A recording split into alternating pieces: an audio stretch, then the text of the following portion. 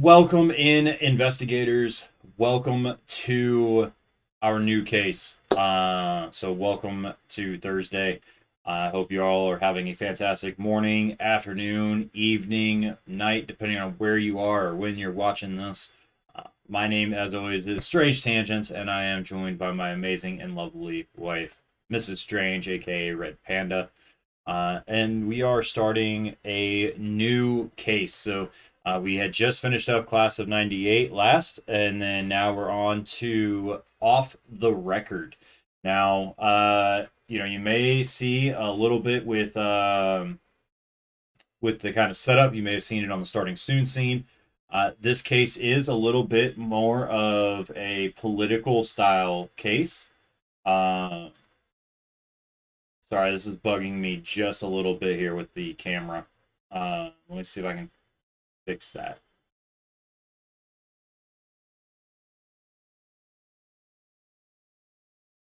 Here we go.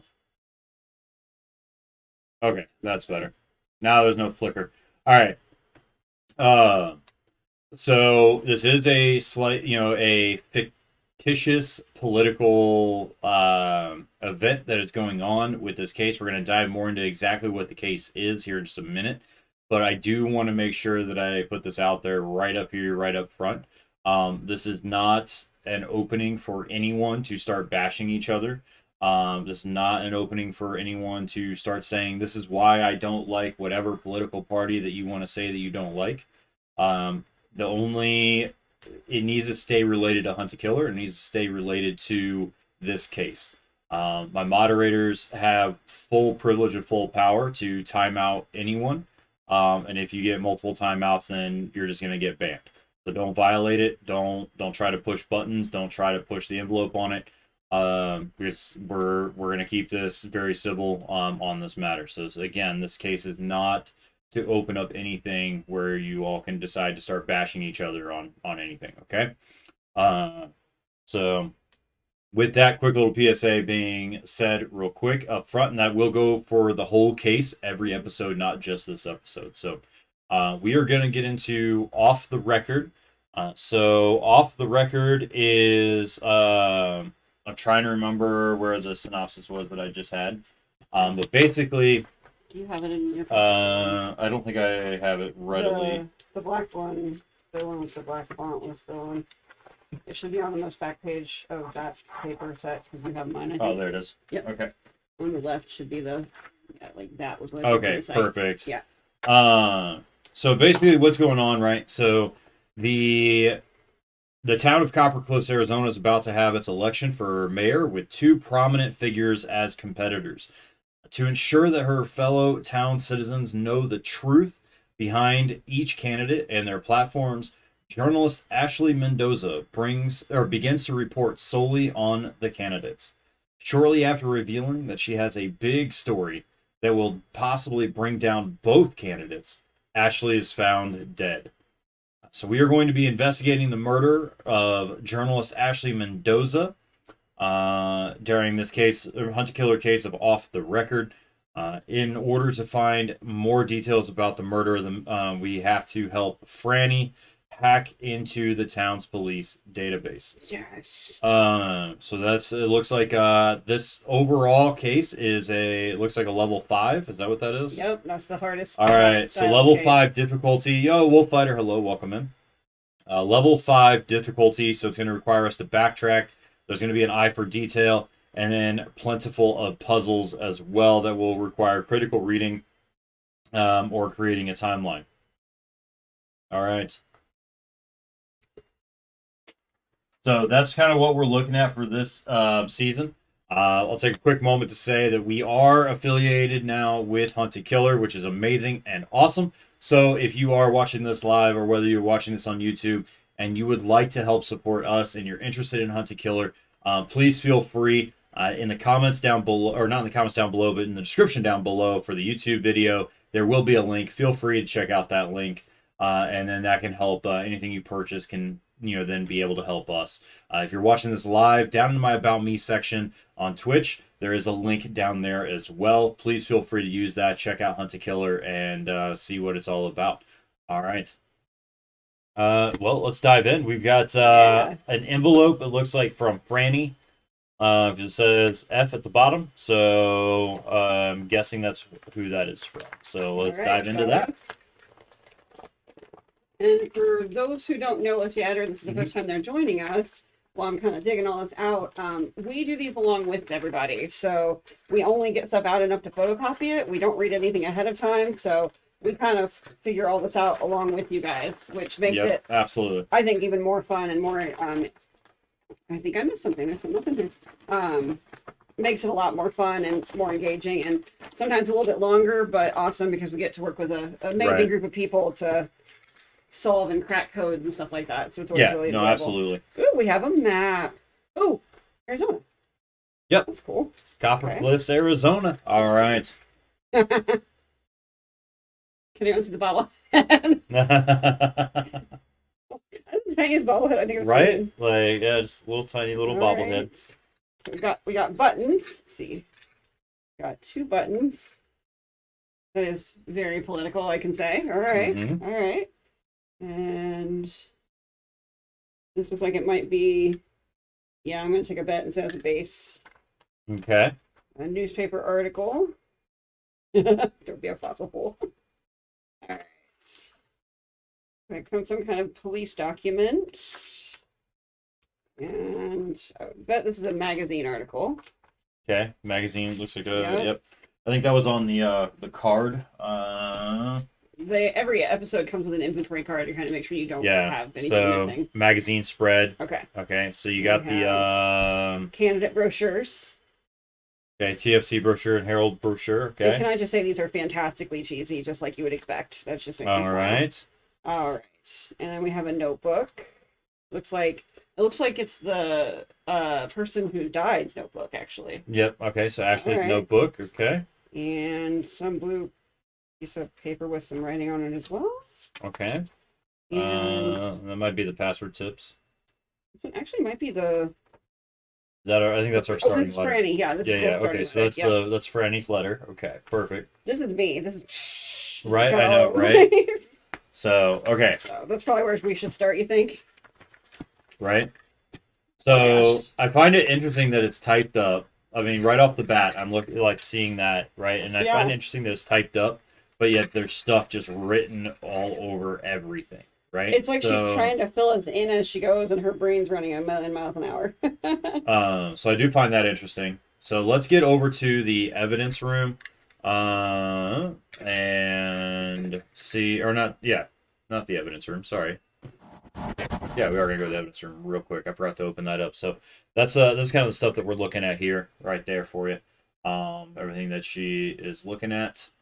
Sorry, I'm just intrigued by the bobblehead. His hair is massive. Can you just see the comb over? It's just so Right? big. I love it. So All right. lots and lots of stuff that we're looking at there. We'll get over here so you can see what we're looking at, and then I'm also going to get this put in right now into the Discord. So if you are not a part of our Discord, please feel free to click that link if you're here with us live right now. If you are joining us on YouTube, down in the description down below is the link to the Discord. We have a role specific for investigators. You can join that, stay up to date on everything, and then also hopefully Bill will join us next time live and help us, eliminate the next suspect. All right, I'm gonna get this put in here. If you want to read over that. All right, you want me to go through this? Okay. Yep. I'm trying to decide how I want to read this with all the handwriting. I think I'm just going to go through the words first, and we'll go from there. All right. So read this first and read it carefully. I'll explain everything. F. Detective. Last month, a journalist named Ashley Mendoza turned up dead in the restroom of the public library in Copper Cliffs, Arizona. Oh, that's a twist. Wasn't expecting that. Okay. The police haven't made any progress investigating her death whatsoever. It seems like they just don't care. I was working with Ashley on something she said was going to be really big. And now that she's gone, I want to look into her case myself, but unfortunately, my personal skill set doesn't include sleuthing. I need a pro. I need you. I work as an IT specialist for the mayor of Copper Cliffs, Thomas Ford Cross. Right now, TFC's in the middle of his re-election campaign against Harold Richards. TFC's running on a pro-environment, pro-local business platform. Harold's running on the platform that TFC is terrible at his job. To me, TFC first seemed like the perfect candidate, a decent and determined guy with a strong environmental stance. It took me less than 2 months of working for this campaign to realize that TFC has no plans to follow through on all these big promises that I was naive enough to believe during his first race. I could have just quit, but I really want to expose TFC for what he's done. This town deserves better than what TFC can give. That's why I started working with Ashley. She cared about this town more than anyone I know. She was so passionate and righteous. She inspired me to try to make a real difference, not just sit back and complain.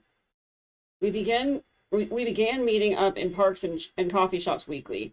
Me giving her info on TFC and everyone else within the campaign.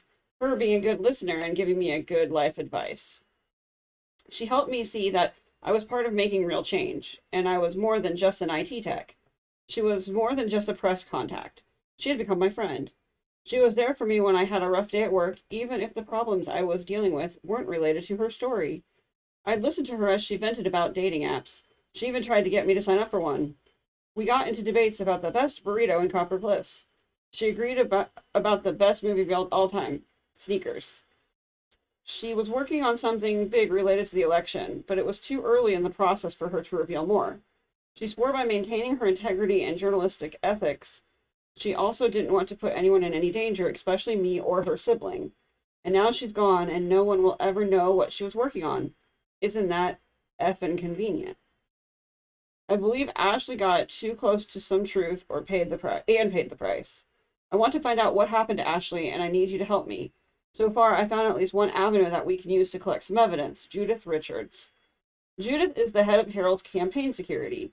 More importantly, she's a retired cop with plenty of close friends still on the force. And she really didn't like Ashley. I would bet my pinky finger that Judith's got access to dirt on Ashley's murder that hasn't been released to the public. She's also power hungry and very entitled. If we can get into Judith's email account, I can dig around for any communications she's had with her cop buddies. We can see if there's any info on what happened to Ashley if they were talking about it. The truth is, brute force hacking is risky, and as talented as I am, I'd prefer a non-traceable crime. Instead, I'd like you to use your sleuthing skills to help me figure out Judith's password.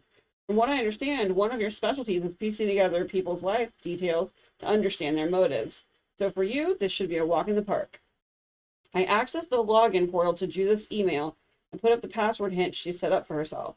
I posted that, along with a link to Ashley's blog, onto a keepsafe account I set up for us. I'm sending you a handful of documents so that you can get acquainted with the town and the major players of both campaigns. Also, so that you can get a better idea of what Ashley was like, what she was working on, and how she died. I also searched for Judith's name in some public county records and found something of interest. When you found Judith Richards' email password, send it over me via messenger featured on Keepsafe. We'll figure out where to go from there. Thanks again for taking my case, Frannie Rollins. Okay. So it looks like kind of starting back up here at the top. So last month, her dear friend, so not just a journalist. Sorry, I just couldn't read it. With all No, it's okay. Yeah, and then Copper Cliffs, Arizona is a little town that they live in. If you hear the abbreviation of TFC, that's Thomas Ford Cross, which is this envelope that we got actually has that up in the top corner. And it's this guy with the pointy finger. Which is who she is. Sounds like Frannie is the IT specialist for, who I'm guessing is the current mayor from the sounds of it. That's what it sounds like, yeah. As TFC is the current mayor. And then, he's in the middle of a re-election campaign. So there you go. So he's a strong speaker, apparently a total liar. He's apparently terrible at his job, which is apparently a fact, by the way. She doesn't hold back, does she? Right? And then this is, but she really wants to expose TFC for what he's done or hasn't. Maybe, as far as like something that he hasn't done as mayor. It sounds like he's promised a lot without delivery, is what it's sounding like. Right, very possible. False promises, yeah. Right. And then we've got, so obviously that town, and then saying that this town deserves better than what TFC can give, or even Harold. So she's basically not either candidate. Yeah, so she's really not on board with either candidate. She apparently has wanting nothing to do with dating apps. because that big nope Oh, is nope that what is that's okay? Is that's that what very that's big. what I Yeah, was just trying to see? trying to get me signed up for Um, one. She's definitely not wanting to sign up for a dating app. right. So And then Judith is Harold's wife. that would be the person running So, against TFC. yeah. So So that'd be Harold, this yeah. So guy. she's also the head of Harold's campaign security. So she's married. Judith is married to Oh, him, that's and tasty. is also the Okay. campaign security because she Okay. was a retired cop with plenty of close friends still in the force. Sure. Well, that's dangerous. Uh, That talks about and apparently she connections. just did not like Ashley. So, Well, who would? uh, Journalists can be snoopy. That's what right. they're there to do. So it looks like we're trying to find Judith's password, hopefully, and then we've got to use that keep safe account, which I've got that open already. And then she sent us plenty of documents and brochures and buttons and election polls and stuff like that. Uh, Are you enjoying the Keep Safe app? You enjoying that from Mallory Rock? oh, is that what that was from? Keep Safe. That's where Beth stored all of her personal information and her photos of her daughter. Oh, that was in the that was a folder though within Yeah, the site that we were yeah, using. but That's like it right. was Keep Safe. Like That's that's I right. think Little yeah, a little homage Easter egg to the to Mallory Rock case. that just makes me Uh, smile. so it looks like she sent searched Judith's name in some public county records and found something of interest. So I'm guessing that's on the KeepSafe site. I think very relevant to our case. You'll see what I mean. Cool. Or maybe that was the no, maybe public county records. Maybe that's the there's a restraining order. Oh Maybe yeah, that's that's what probably maybe what that's the that is. restraining Yep, order yep, because that would be maybe she pulled that from some kind of yeah. public record. Oh, this sounds like there's going to be a lot of dirt and stuff underneath all this. There's a lot of players. It looks like it's Right. going to be awesome. No, I agree. Cool. That's So going to be good not to have to use Thomas Ford Cross the entire round. The TFC will be a lot easier to kind of get out multiple I times. agree. All right. So there we So go. where should we start next? Should we start with her obituary? Should we start with her notebook? What should we start with? Let's see. What was next on the list here? We had Oh, good question. obituaries, so we could probably start with the obituary to Wanna do find out that? what happened. Yeah. So we can start with that. I mean, And then I'll say real quick, so chat and also on YouTube, you may be seeing up, or you're going to see at the top of the screen, or at the bottom of the screen, depending on which scene we're on. You're going to see a bar that talks about keeping wolves accessible for all. That's a fundraiser that we're currently doing. We're trying to raise money for Wolf Park, and which is a place local to where we are at. We are trying to raise that money. If we can get to $2,450 raised, then there is a local company that has actually said that they will match $1,000. So if we can hit $2,450, then they will donate $1,000. If we can hit $2,500, then myself and Mrs. Strange are going to be actually donating an additional $1,000 as well. To match that as well. So basically, right now, until we hit essentially the $2,500 mark, your anything you donate is being tripled, right? So if you donate $5, it's being tripled to 15. I'll have that link. It's only going to be active through probably end of July officially, but it will still technically be up through about probably mid August, while everything closes out. But I will make sure that that link gets put into the description down below the YouTube video as well, at least through the end of the month. And then as well, if you're here with us live in chat, !charity will get you that link to the Tiltify campaign. !Wolf Park will allow you to read more about what Wolf Park is and what they do. So it's a fantastic cause. They help with research, with education, and what's the other one? And conservation of not just wolves but animals in general. They've got wolves, they've got bison, they've got foxes, and they just recently got another native species to our homes or to our state, which is a box turtle. So they now have a one box turtle with the plan, hopefully, to grow that and get more. And then go from there. So it's definitely a great cause. If you have $5 that you're able to give, we would greatly appreciate it. So that's just my little plug for the fundraiser that we're doing. But we're going to go on to, we said Ashley's obituary, right? I think so. Okay, Yes. perfect. And again, thank you guys for joining us. We're really appreciative to have you. All right, so let's find more about Ashley, our victim. Ashley Marie Mendoza, a lifetime resident of Copper Cliffs, was taken from us long before her time this past Wednesday night.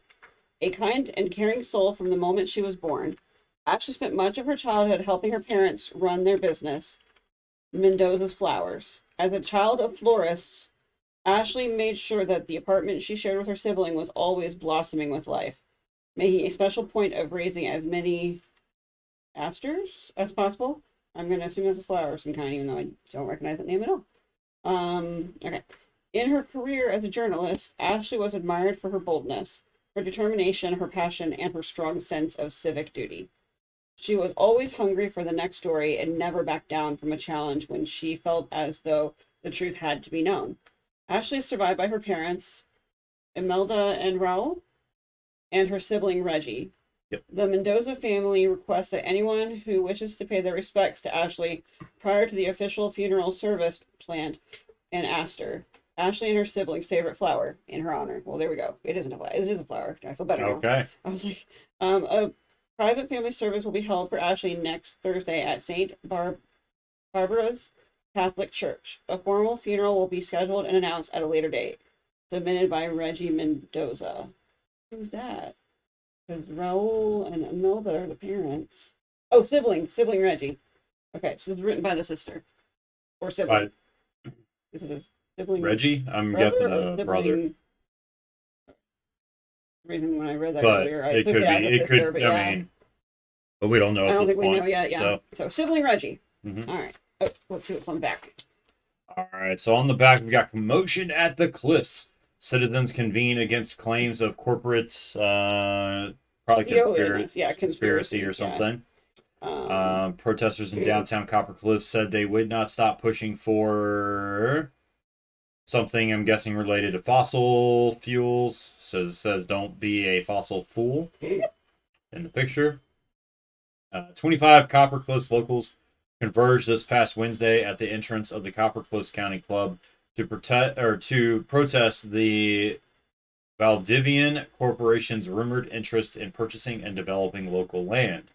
The protesters, a group of local business owners and environmentalists, gathered in response to a series of rumors that have recently spread on local social media, which claim that Valdivian founder and CEO Benjamin Owens has been seen at the Copper Cliffs Country Club on several occasions in recent months.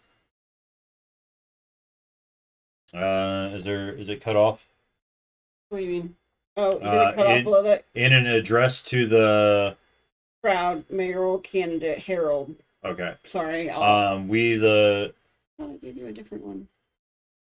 Oh well. You did, but it was that one that was all black and white. Oh, but I that's right. read. That's right. Yeah. I'll make sure I get some details there. Okay. Mayoral candidate Harold is all it says. Okay. So we the people are concerned about where our current mayor loyalties lie. It is our responsibility to speculate as to the purpose something. Like, as to the purpose, I can't tell. Okay. Owens visits. We have gathered to protest any relationship between our current administration and this outsider. Though protest organizers later clarified that Richards was invited to speak at the demonstration, many citizens seem to share his concerns that Valdivian may be in talks with the local government to purchase city-owned land.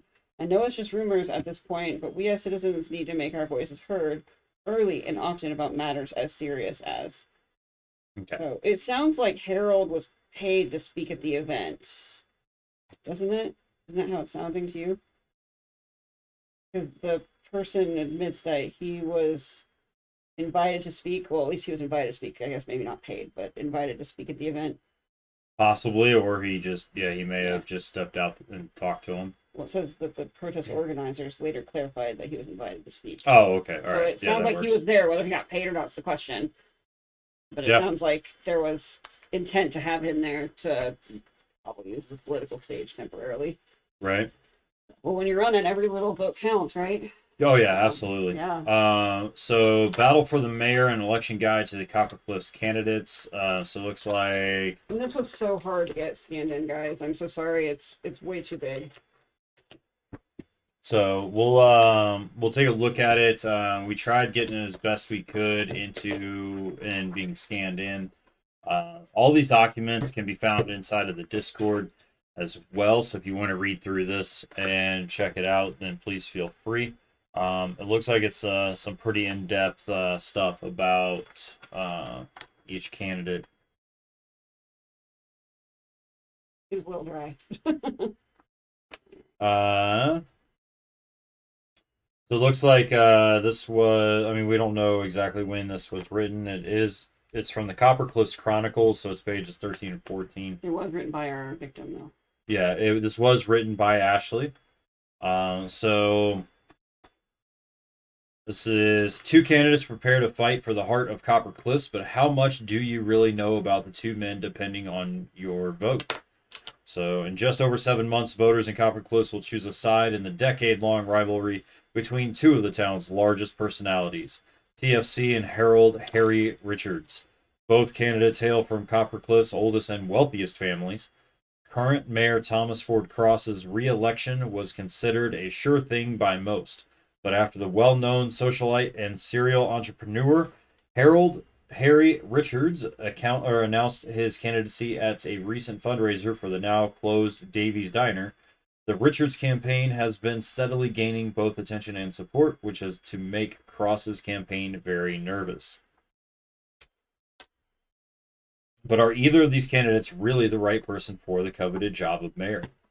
You want to read about Thomas, and I can read about Richards, Harold Richards? Yeah, that works. I'm gonna try to turn this overhead light on. We're gonna see if it goes okay or if it's gonna start flickering.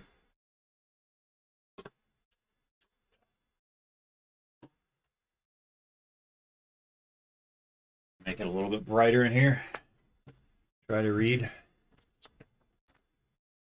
All right. So before he became the most powerful person in Copper Cliffs, Cross was considered the perfect businessman. Cross became quite wealthy from various investments he made across countless and sometimes competing. Across countless. Oh, and sometimes competing industries. Yeah. Cross is estimated to have a net worth of an impressive $100 million. His prestigious lineage most likely played a large role in his success. The history of the Cross family is tied to the history of Copper Cliffs itself. An expedition led and financed by Cross's great great great great grandfather, Thaddeus Fortunatus Cross. That was difficult. This first discovered and laid claim to the copper deposits that ended up founding Copper Cliffs. In fact, the mining camp that developed in the area was first known as Cross Cliffs, before incorporating the nearby settlement of Paris Green to form Copper Cliffs. While they may have given up the naming rights to the town, the Cross family certainly held onto the mineral rights, keeping the town and their own personal fortune on a path of constant growth. The family also has a street named after them, Cross Street, the most expensive block in Paris Green, where the family mansion still famously stands at 1 Cross Street. Mayor Cross has managed to climb to his current heights in a large park thanks to both his family's history and wealth. But what about his own recent past? In his first campaign, Cross promised forward-thinking solutions to long-standing problems such as the town's declining economy and deteriorating environment. These promises were a huge hit with voters and led to a landslide victory against former Mayor Dirk Hirsch. But since then, few of these campaign proposals have been put into action beyond small volunteer-based programs.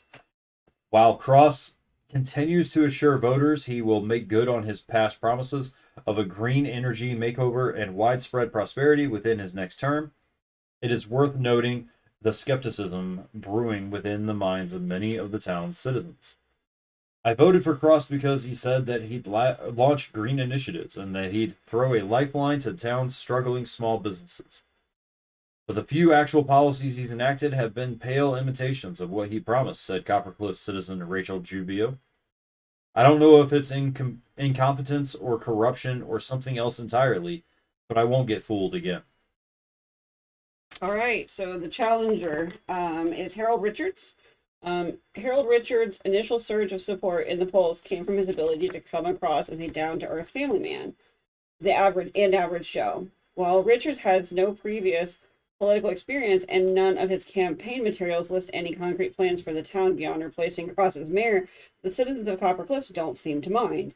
Richards is a staple of parties, barbecues, and get-togethers throughout the town, making him not only well-known but quite popular.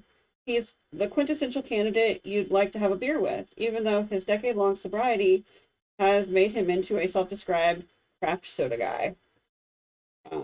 Richard's personality seems to appeal to many voters, particularly those who already feel turned off by Mayor Cross's so-called snobby and elitist persona. Cross's lack of leadership has been the cornerstone of the Richards campaign. Turning on your television and local channels are almost guaranteed to be running the pro-Richards advertisement that describes Cross as a trust fund baby with no follow-through for his own ideas. This is a rather ironic stance considering that Richards has never had any real job. Instead, Richards lives off the profits from several early medical device patents owned by his family.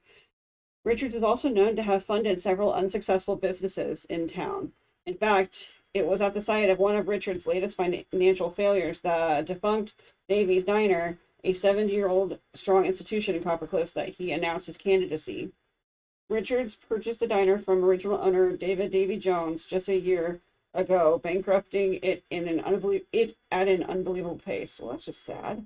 Hosting several fundraising events each month to keep it running.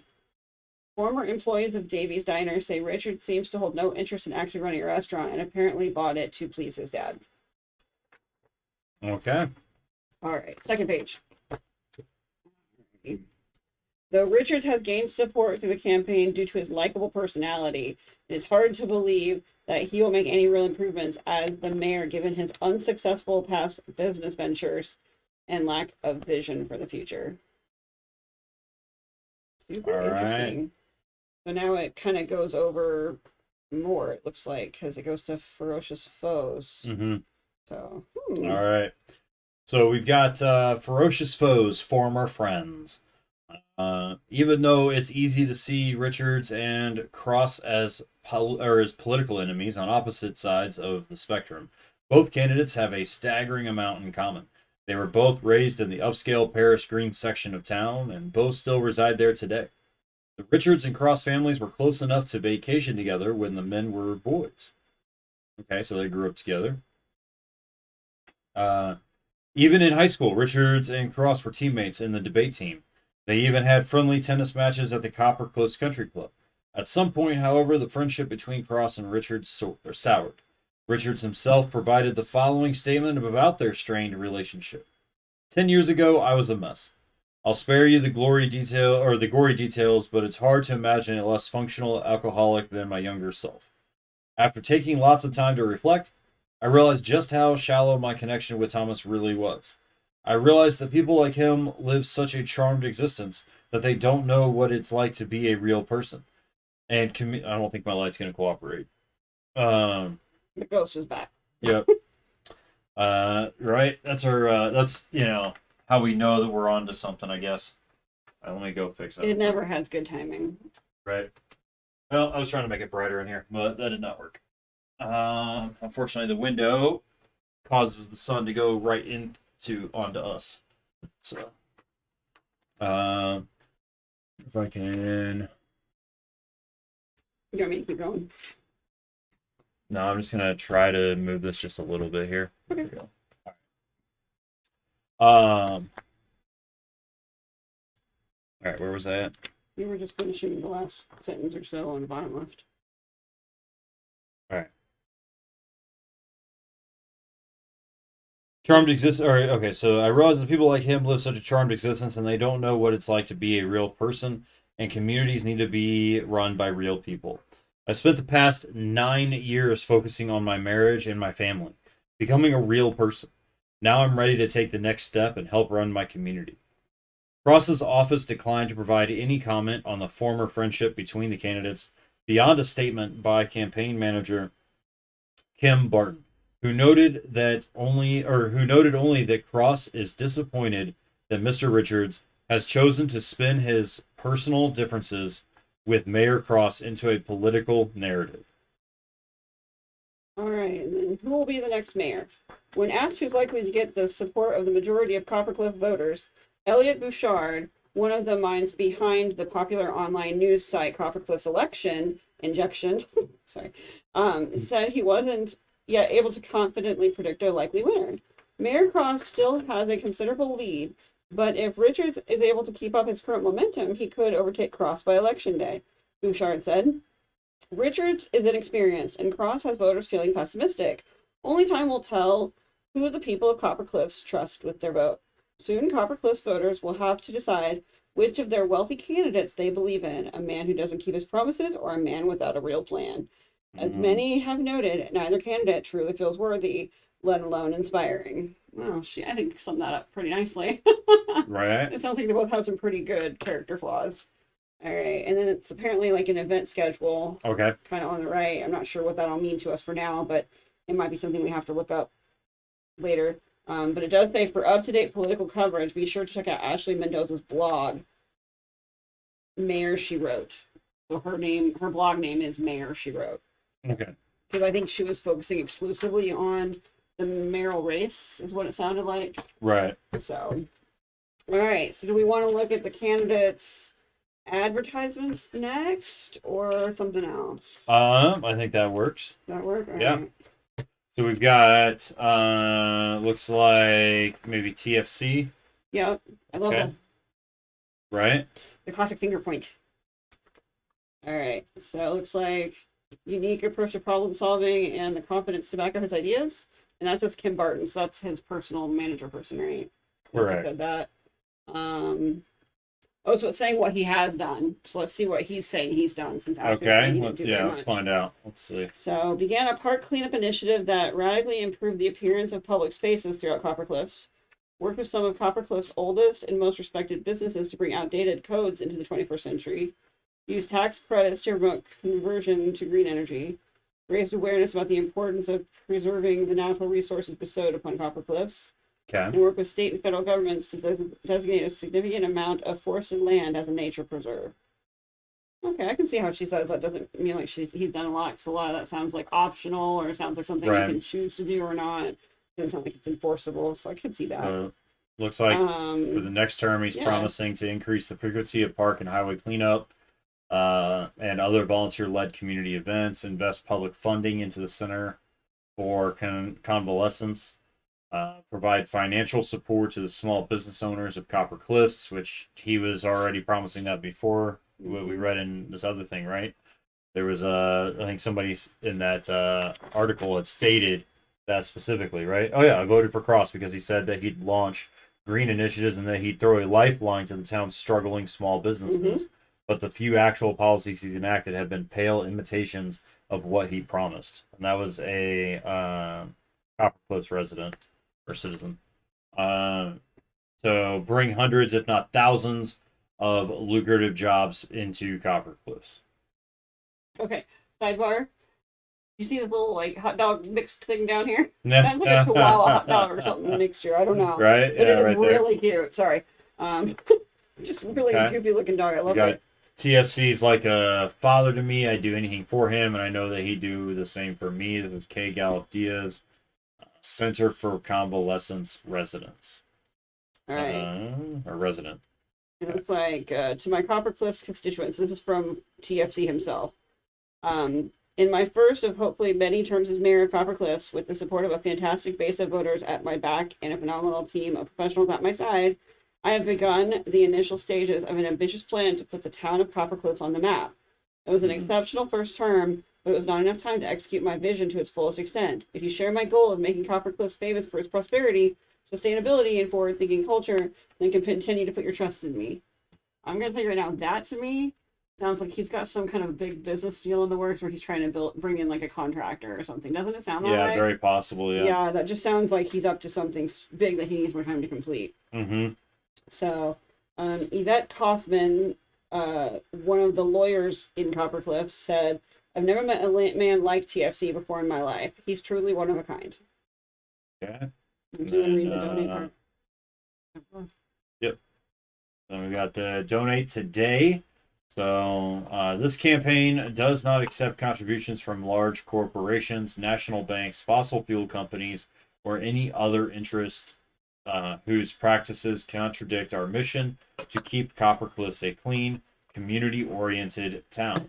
That's why we need regular citizens just like you to keep us in fighting shape. To contribute to the campaign to re-elect Mayor Cross, contact our campaign office at 5 Coulter Road today. Okay. All right. So that was the person currently mayor. Let's see who the runner is.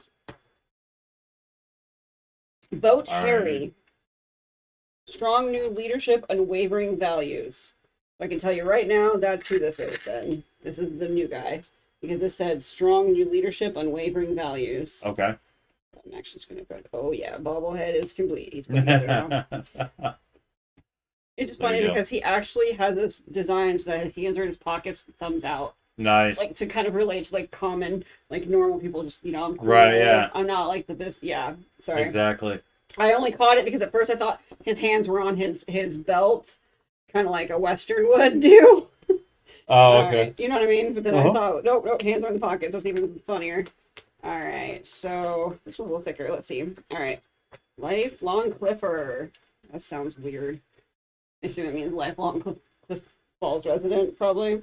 Okay. Born and raised on a 5-minute walk down from the old copper mine headquarters, Harry Richards is a local boy through and through. Although Harry and his wife Judith have 2 beautiful children of their own, the lovely Harriet and the even rambunctious Jude, he considers every citizen of Copper Cliffs to be a member of his extended family. Okay. Since being introduced by their fathers at a charity event and falling in love years ago, the couple has embraced the unity, community, and fondness that this town emanates. That's why Harry is running for mayor, to provide a firm guiding hand to the family that is Copper Cliffs after seeing it be led astray for too long. A new mayor for the era. Do you want me to keep going? Do you want me to read it? Up to you. I can read it. I don't want to talk too much. Yeah, you're okay. Yeah, there's definitely a lot of a lot of information in this one. Yeah. So we got, for the last year, Harry's had to watch his beloved town diminish under the weak-willed leadership of a man who is more devoted to his pockets than his people. Thomas Ford Cross's so-called plans for Copper Cliffs have apparently disappeared since he took office. The few choices he has made have been disastrous. To make matters worse, Cross is now trying to convince voters that he needs even more time behind the steering wheel after taking us so far off course. Cross has had his chance and he's squandered it. It's time for new leadership, and that new leadership is Harry Richards. Looks like Harry's way. So support small businesses.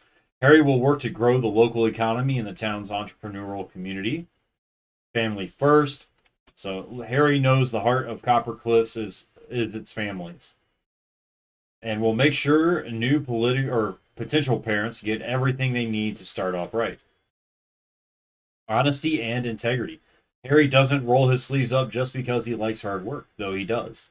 But to also show the town that there is literally nothing up his sleeve. If you've got a question for Harry, send him an email and you'll get an answer. So I'm immediately going to ask like 3 different questions. Okay. So it says he supports small businesses and he's going to help them grow. But he himself bought a small business and ran it into the ground within a year. Right. That's interesting. Family first, like his family is rich and he's never had to work a day in his life, which has been made clear. He just comes up with ideas, like that's what he does. Right. And like the honesty, integrity, because he likes hard work, but he's rich and it sounds like he hasn't really ever had a job. Right. So how does he even know what hard work is even at? Like, I'm just curious. It just sounds very interesting after what Ashley has said about him. All of these sound very contradictory to what she's hinted as his character. You know what I mean? agree. Rich, spoiled, wealthy, upper class, never had a job, basically just a dreamer kind of a thing. Like, just he can think things up, but he can't follow through with implementing and doing anything about them. Right. And then, oh my God. Yeah. For Copper Cliffs Mayor, so they give you a poster. He wants to be a pinup, everybody. Yeah, you can hang it up in Wow. your window. Apparently, there you go. Fist pumps. Okay. Wow. We're just gonna shut that. And there's more.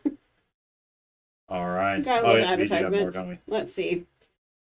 Okay, so some people have some thoughts about him. Looks like citizens, homemakers, cafe owners, some random people. So, like a good son-in-law, Harry has always had my back, and I'm proud to have his. Okay, so the police chief likes him. Well, I have a feeling. So saying like a good son-in-law. I'm Oh, is wondering. that his I wonder if wife's? the chief, if he really is the son-in-law of the chief, Yeah, that's very possible. because his Harry, wife was on the force, right? So yeah, I'm wondering if maybe her father was the chief. that would make sense. Yeah. Harry taught my son how to throw a perfect spiral. Now he's headed to the pros. There's no way I'd give my vote to anyone else. There's no one I trust more than Harold Richards. What I appreciate most about Harold is his warmth. He puts his heart in every action he takes. And a letter Mhm. from Harry and Judith. Okay, so both campaigns put their own letters out, so that's kind of interesting. To our Copper Cliffs community, my lovely wife Judith and I would like to extend our gratitude for each and every one of you. Once I'm elected into office, I will work to uplift everyone, not just those who vote for me. To be frank, we've got a heck of a road ahead of us if we're going to get TFC out of office. However, I know we can do it. We'd Mhm. strongly appreciate your donations. Any amount of time or money will help, and every last second and cent will be directly invested into a better, stronger, more unified Copper Cliffs. If you'd like to donate our campaign, get in contact with the campaign office at 7 Riddlebush Road. Thank you.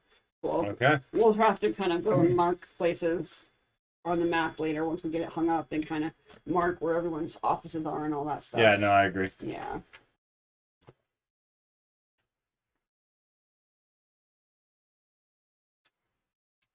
All right, what's next? Oh, speaking of a mess. I'll. Chat probably isn't gonna be able to see it. I was gonna What say you gonna do? we got two sleepy puppies back here. Oh yeah, So that's the good stuff right there. one's in the bed back there, and the other's on the Amazing, floor I'm over not here. in the bed with her. So, yep, I know, right? All right. All right. So we've got what do we want to go over next? We've got notebook left, we've got restraining order left, and a password sheet left as well. I feel like the notebook stuff is going to be passwords related as well. Okay. And what was the other stuff you said? I feel like let's go through the police restraint thing.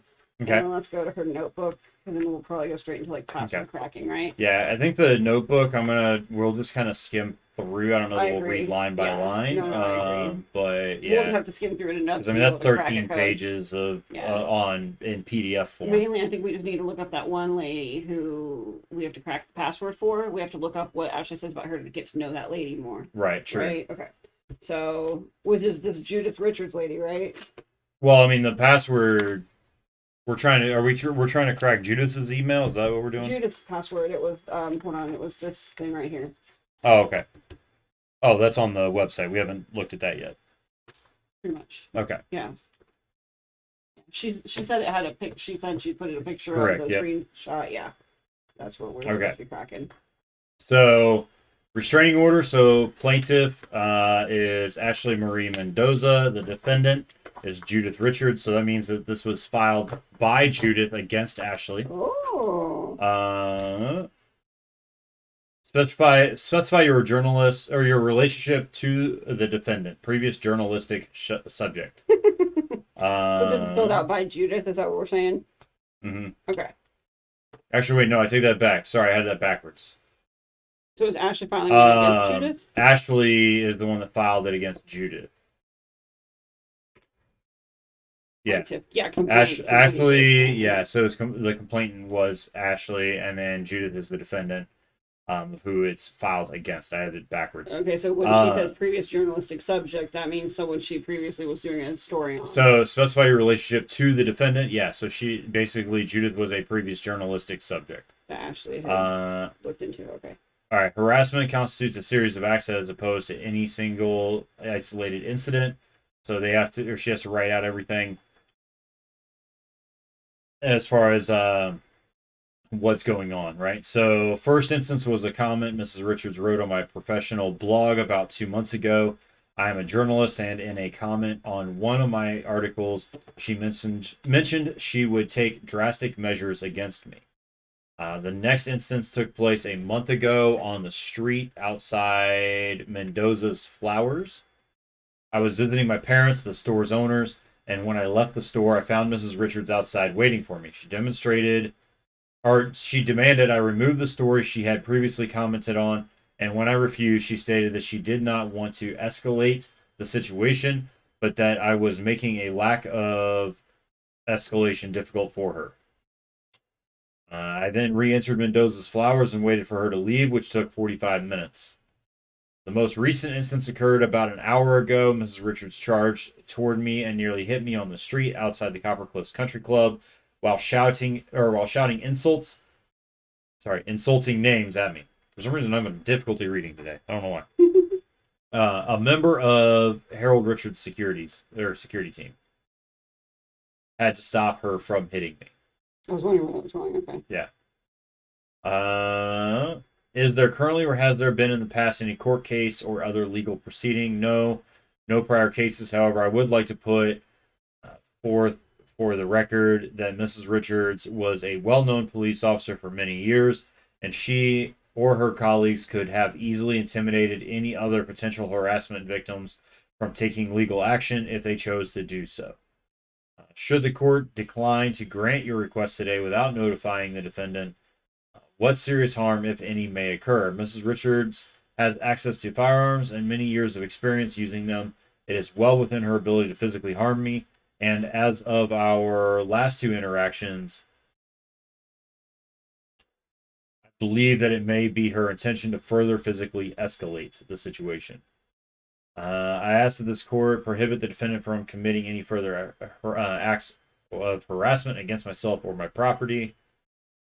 Additionally, I would make the following orders. Check which orders you would like to apply in this case. I would like to waive or defer any fees related to this case.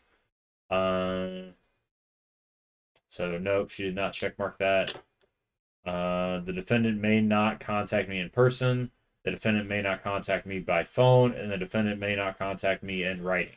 Okay. Interesting. Okay. All right. So next up is the notebook. Like I said, I'm gonna, I think, just do kind of like a just kind of brief overview of it. So it looks like Ashley accidentally left this notebook behind the last time that her and Frannie met up in person. I'd been meaning to give it back to her, but she was killed before I got the chance. Okay, so she's got a to-do list in here. Something about a Canada story that she already got taken care of. Well, it sounds like they rejected it, but she swears she has, like, irrefutable proof, basically. Yeah, so pitch rejected, and so she posted it to the blog. Oh, is that what she had put in there? Yeah, the next line is post Canada story to blog, which she accomplished together. Okay, find crash report. Find voice recordings of all persons of interest. Source meeting. Take a look around CCCC for records. Photos of the event. Look into Valdivian connection. Okay, so she's looking. We heard about the Valdivian stuff from that one article. So she's looking into that connection. So it looks like, I don't know what CCCC is. It's something like Copper Cliffs related, right? Wait, hold on. That's my guess. What was the article? What was the article? Hold on. Copper Cliffs Chronicle? Yeah, but it's only 3 C's. What was on the back of that article? I think you're onto it though. I think you're onto something. Well, I was trying to think of something with a lot of C's. CCCC Copper Cliffs Country Club. Country Club. Copper Cliffs Country Club. All right. So, trying to take a look. You're saying to take a look at around CC Copper Cliffs Country Club for records. Potential source inside of the TFC campaign. Trying to find out what the truth is behind the country club. She Apparently met with that source. Ooh. Strong feelings of disappointment in the TFC administration. Showed me internal communication that suggests, but doesn't prove intentional negligence on the campaign's part. Exchanged offline info with the source. All That's right. Frannie. Probably. That's probably Frannie. That's probably Frannie. Yeah. Yeah. Because she was a little hesitant at first, and finally agreed to reach out and meet up, and that's what Frannie admitted she did, right? It looks like she's also got some other leads, something about Harold Richards' personal life. Ooh, salacious is an interesting word. Needing to do digging, but it feels credible. And then later wrote, "It's credible for sure. Confirmed by my friend in Toronto. Info could potentially bury his chances of being elected. Though hiring an ex-con didn't hurt his numbers as much as anticipated." Oh, Frannie wrote in here, "I don't know never who. mind. This wasn't me, in case you were wondering." So Well, does no, that no, no. mean That's in the her voice? Richard portion. Okay, so this is probably not her, but this might be her. That might be because That makes Frannie sense, worked okay. for the TFC campaign, Yep. not the Richard Richards, campaign. okay. Yeah. Okay. So, not Frannie. There could be Okay. something much bigger than the Canada story out there. Don't know enough yet to know for sure. I should be delicate here. Delicacy paid off. Got a name, AS. So we'll try to figure out who AS is. Miscellaneous notes. What's TFC's angle? Why go to the effort of running for mayor twice if you're not going to pursue any policy changes? Okay. The vocal patterns are similar. How can I confirm an identity? Okay. Going to go blind from sorting through all of this. Microfiche. For those of you that may not know what microfiche is, then Google is your friend. But no, so that is something that I know. I think I had to. I'm sure you had to. Yep. When we were in school, right? You had to go to the local library if you were looking for old newspaper articles or old stuff, right? Like older documents. Yep. You would have to go through microfiche film. They had this machine that you would run it through so that you could then see what the image, be able to see what was on the film, to be able to then read the article. And then you could purchase prints of that, like it would print them out. Right, yeah, and you could copies. purchase the copies Mhm. because you couldn't just take your cell phone and snap a picture of it, right? Like you had to go down there. You had to know what newspaper you were looking for, what year, date, month. This officially makes us old though because we're sitting here going, back in my day, we looked at newspaper. Look, just because we're older than Google, okay? That's so disgusting, babe. I can't believe you said that. But truly, right? like that was how you looked up articles. Like even like in the '90s, that's how we looked up articles. Like it wasn't that well, it was kind of that long ago, but never mind. Okay. Anyway, moving on. Right. I'm done feeling old for the day. Right. Okay. All right. So the liar, Thomas Ford Cross family, founded the town back in 1891.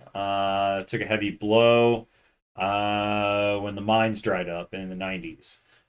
TFC spent most of his adult life trying to get the Cross family back to the top. Became mayor. Becoming mayor probably isn't the end goal. And then Frannie wrote in here, the golden boy of Copper Cliffs. Could see him becoming president someday, but I don't think he'd want to. Too much accountability.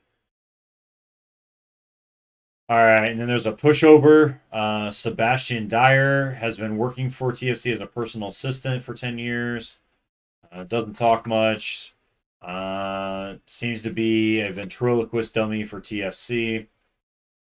And then Frannie saying that basically the guy's TFC's shadow, but a shadow disappears when it gets dark. And Sebastian is much more consistent than that. The boss, Kim Barton. So stellar legal bona fides. Moved over to Copper Cliffs for her mother. She was a legal lawyer person, wasn't she? Yes. Yeah. I think so. Very diligent worker, intimidating temperament. All right, so it looks like Frannie was saying that she's the one that told all of this to Ashley, and wanted to make and watch her make this note. In fact, she was drinking a cappuccino. I don't know why there's an arrow there. You have the actual book? Yeah. Is there anything on that page? I'm looking. Oh, it's just saying over. Oh, wait, no. No, that's the wrong. thing. Yeah. Thing. Sorry, I'm trying. Cappuccino. No, no. Wait. Anything? There's like a pinkish smudge. Okay. Oh yeah, the smudge for the cappuccino. That was showing the cappuccino smudge. Okay, so what you can't see on the screen chat like is that there's like a cappuccino little smudge. there's a little like stain that's like right here on the corner. Well, that's pretty funny and clever, actually. I mean, it's definitely That there. looks like it's a little bit of a smudge from where it got a little damp, where the line got damp or something. I don't know if they can even see it or not. But that's pretty funny. Yeah. So, yeah, she was referring to this. Why I remember her doing this or making that note or something of that nature. That's right. funny. Did I bump it again? No, I was just trying to turn the light up. Where were you at? I'm sorry. Warm light, cool light. Right, exactly. All right. So we are now on the fake Harold Richards, so millionaire socialite. Doesn't speak much about his relation to the crash.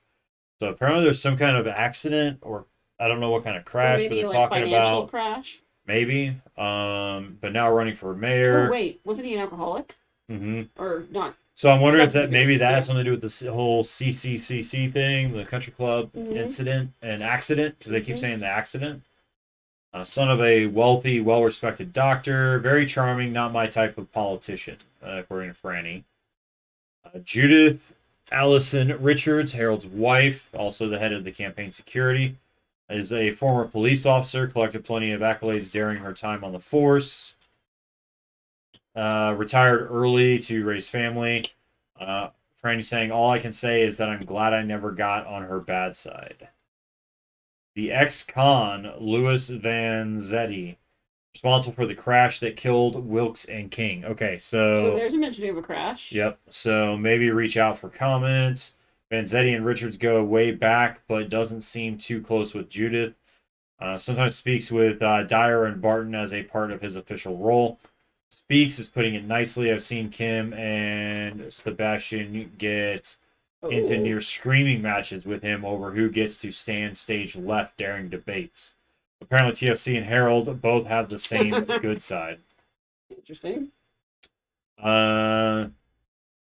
Codes for clandestine communication for next story.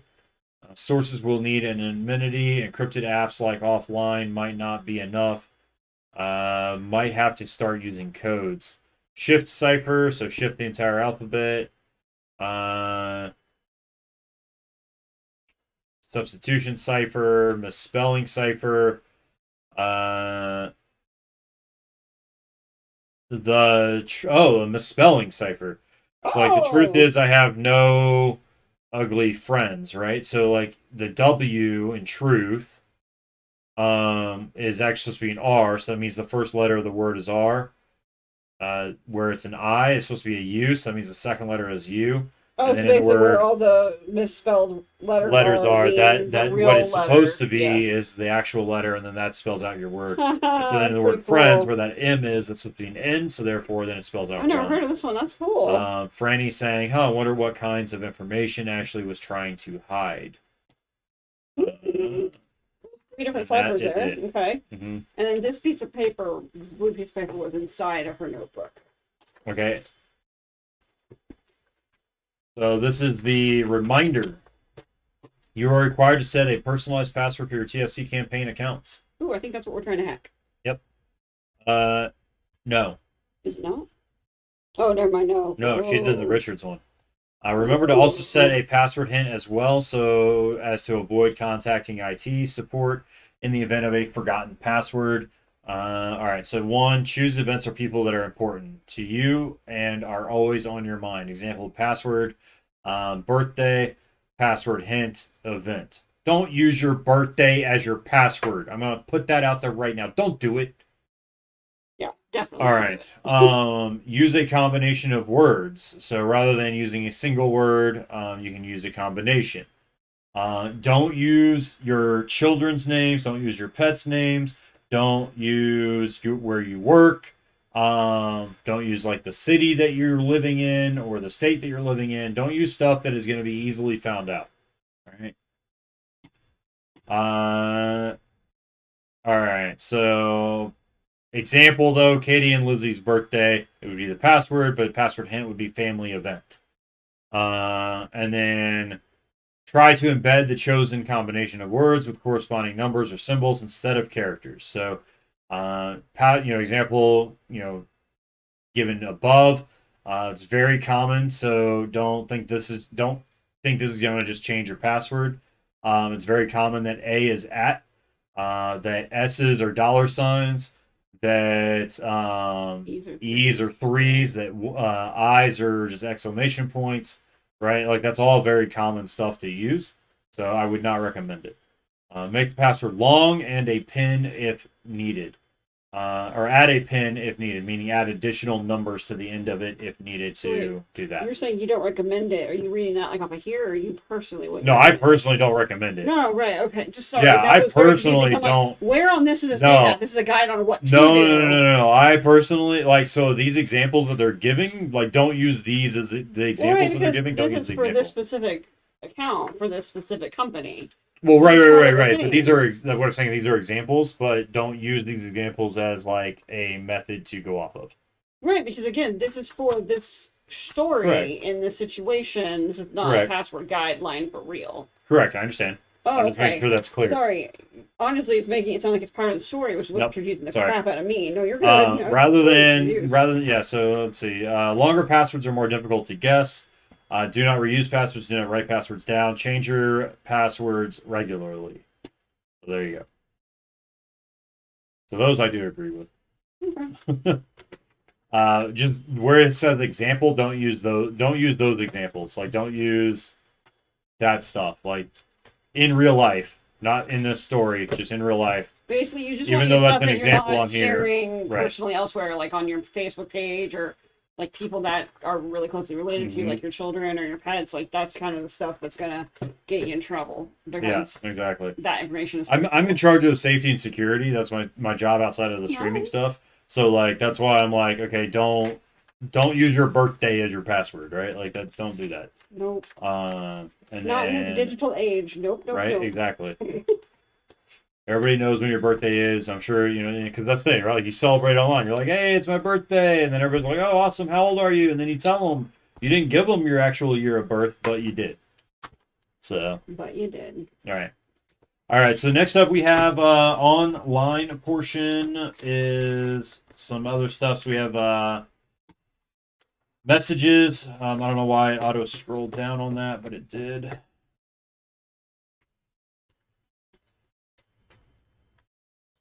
You have my package now. Yeah, I don't know why it's not letting me scroll up. Can you try to? Like I can't scroll up. Isn't that the start of it though? No, there's stuff above it. See, watch. I'll reload the page. Messages, see? Oh, now it stays. Yeah, that's all it was. It was hey. Well, you're right, but it kicked it down to here. Okay. So I couldn't read anything above it. Yeah. So, all right. So this is from Frannie saying, hey. See, you found the app. We can talk in this chat window, and no offense, but I prefer if we kept the chat strictly to the case. Small talk equals hard. Once you send me the password, I'll handle the next steps from there. Good luck. Just message me Judith's email password once you find it. We've also got some storage as well.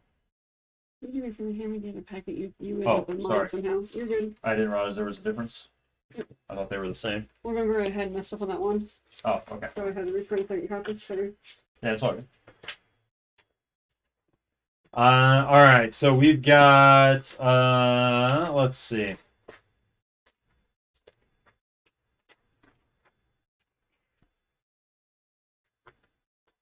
Ashley's blog. So this is Ashley's blog. I'm going to get the screenshots that I took of all of this put into the Discord.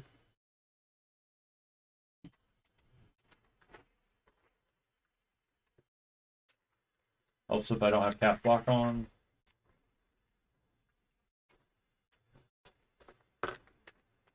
All right. So here are the blog pages that is now in the Discord. There's your link for the Discord. And then we will go from there. All right, so Which one are you starting with? the blog. Okay, I didn't know which article. Sorry.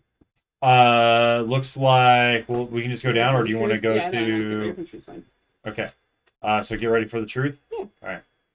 So get ready for the truth. As previously promised, this blog will always feature the unfiltered truth behind the candidates for Coppercliff's mayor and the race itself. Since beginning this blog, I found myself covering a news story that might be the most infuriating, damning, and heartbreaking of my career as a journalist.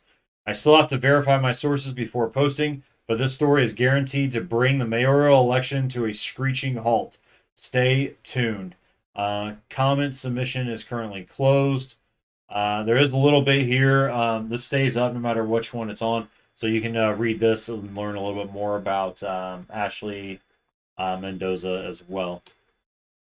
There's also a Copper Cliffs community catalog. Okay. It may not be the Copper Cliffs Country Club. Okay. There's a Copper Cliffs Chronicle and a Copper Cliffs community catalog. Okay. Lot to see this round, apparently. Right. All right. Let's see. So I'm guessing that was the most recent post. So the ones at the bottom are the ones that are the oldest. I guess. I would just say let's go at them in order if that's okay. So from top to bottom? Yeah, because that's Okay. how I had printed them all out. Yep, so I that's didn't fine. end up reading them as I printed them. All right. So exactly what kind of family man is mayoral candidate Harold Richards? Looks like recently received evidence from an anonymous source who informed me that Harold Richards has fathered a child outside of his marriage. Dun dun dun. While this may seem like the kind of news best suited for a gossip rag instead of a political news blog focused on the election, it's important for me as a journalist to expose hypocrisy at every turn. The citizens of Copper Cliffs need to know the truth about their political mayor before they cast their vote, especially when that politician portrays himself as an ethical family man. Here's the story other news publications don't have the guts to print. Let's see. Do you want to go over the rest of that? Yeah.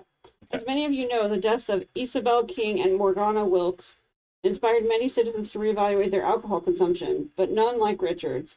When he left town the year after the tragic Copper Cliffs car crash, another set of 4 C's. Okay. Sorry. After the Copper Cliffs car Man, crash. I am foreseeing that there's going to be a lot of C's. I already made the joke, but mine was worse. But I still made it first. He checked himself into a private rehab facility in Toronto called Renewed Directions. Oh, that's so weird. Okay. In his rehab, he met another patient named Beatrice Porter. Right. Over the past 9 years, flight records prove that Richards traveled to Toronto 2 to 4 times a year for a few days at a time. Porter's own social media posts at this time show that Richards was staying at her home during these periods. Last year, she gave birth to a son named Harold Porter.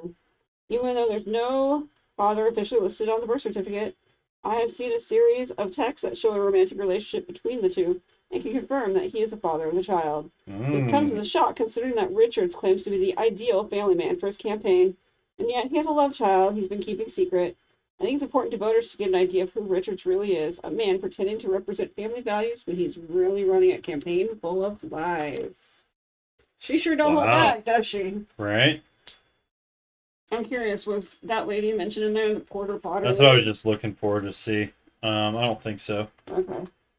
Ooh, let's see who's sticking up for her husband. You're gonna have to read these. I can't read these; they're a little too small, babe. Yeah, that's fine. There's I knew there was one that was from the What are you looking for? where did he said he checked himself into, where was it? It was Renewed Directions. Renewed Directions. Okay, so this is that's somebody different. Okay. Oh wait, what is this? I never even opened this up. Is there something? Maybe Is it on here somewhere? was there you have advertisements on the back. I was wondering if there's advertisements. Yeah, you're right. Wait, well, is Renewed Directions in town? Is it TJ's only in drugstore. town direct? That's okay. Look above it. Candle and Candy Company. Right? Yeah, there's Coppercliff's Oh Candy Company, my god. Coppercliff's Candle Company. Where did this accident Center for happen? Convalescence, something. No. Or Convalescence, yeah, so that's Center for Convalescence. That's only 3 C's. Mendoza's Flowers. So there you go. There's Oh, that's Mendoza's Flowers. her daddy. Oh, he happy. Right, so that's probably, that's Oh probably my her gosh. dad. Here, there we go. That's probably, oh wait, there's a light in the way. Coppercliff's Community Chess. All right, I will go through this between now and the next episode, and we will find how many quadruple C's businesses we can find. Right, I know, exactly. Oh my goodness. Need something talked about. Always listening. Your home assistant Val is here for your community. Oh, that's creepy. That's like Google. That's like Google Siri, Net. right? Yeah, it's like Google or Alexa. That's all we need. Wait, these are the 2 kids that died from the drunk driving. Is that the drunk driving thing? Isabel King and Morgana Wilkes. Yep. So we don't know who killed this them, advertisement paid died. for by the Wilkes and King families. Remember their names. Don't drink and drive. Yep. So so definitely it looks like it's that. All right. So Wait, offline. That sounds familiar. Yeah, that's what she's talking about. They're using it's an app, so they're using it. That's the encrypted or like hidden communication thing that she said might not be secure enough. Encrypted anonymous communication for a small monthly fee, so you can download offline today for a more secure tomorrow. Interesting. Always got to have a drugstore. Right. I don't see anything about the rehab center you were talking about, though. Do you? I don't either. I'm wondering if that's because it's out of town. Didn't they say it was in Toronto somewhere? Wherever Toronto's at. Like, isn't that Canada or something? Wait, no. Google Play Where's Store. Toronto? Seriously, where is Toronto? I'm feeling really stupid Canada? right now. It is Canada. Okay. Yeah. I said it out loud, and then I'm like, oh my gosh, this is going to go viral because I don't know where Toronto is. Epic next blonde. I mean, granted, I'm thing. sure there's other Torontos. I mean, I'm not sure how many or where. Toronto was Canada, but then I'm like checking out. Are you reading these, or do I need to pull them up on my phone so I can read these? Because I can't see these right here. I'm going to read them here in a second. I was actually looking to see if offline was an actual... I don't think it is. Like, app. I'm assuming it's a joke based off of another app. That would be crazy if you could download it. Yeah, that'd be crazy if you could download it and actually like use it with this. That'd be crazy. I'm assuming they didn't put quite that much into it. Right. Okay, so we've got some comments left by a few people here. So Judith Richards leaving a comment saying, "My husband and I will not stand for this unacceptable, crass, yellow journalism.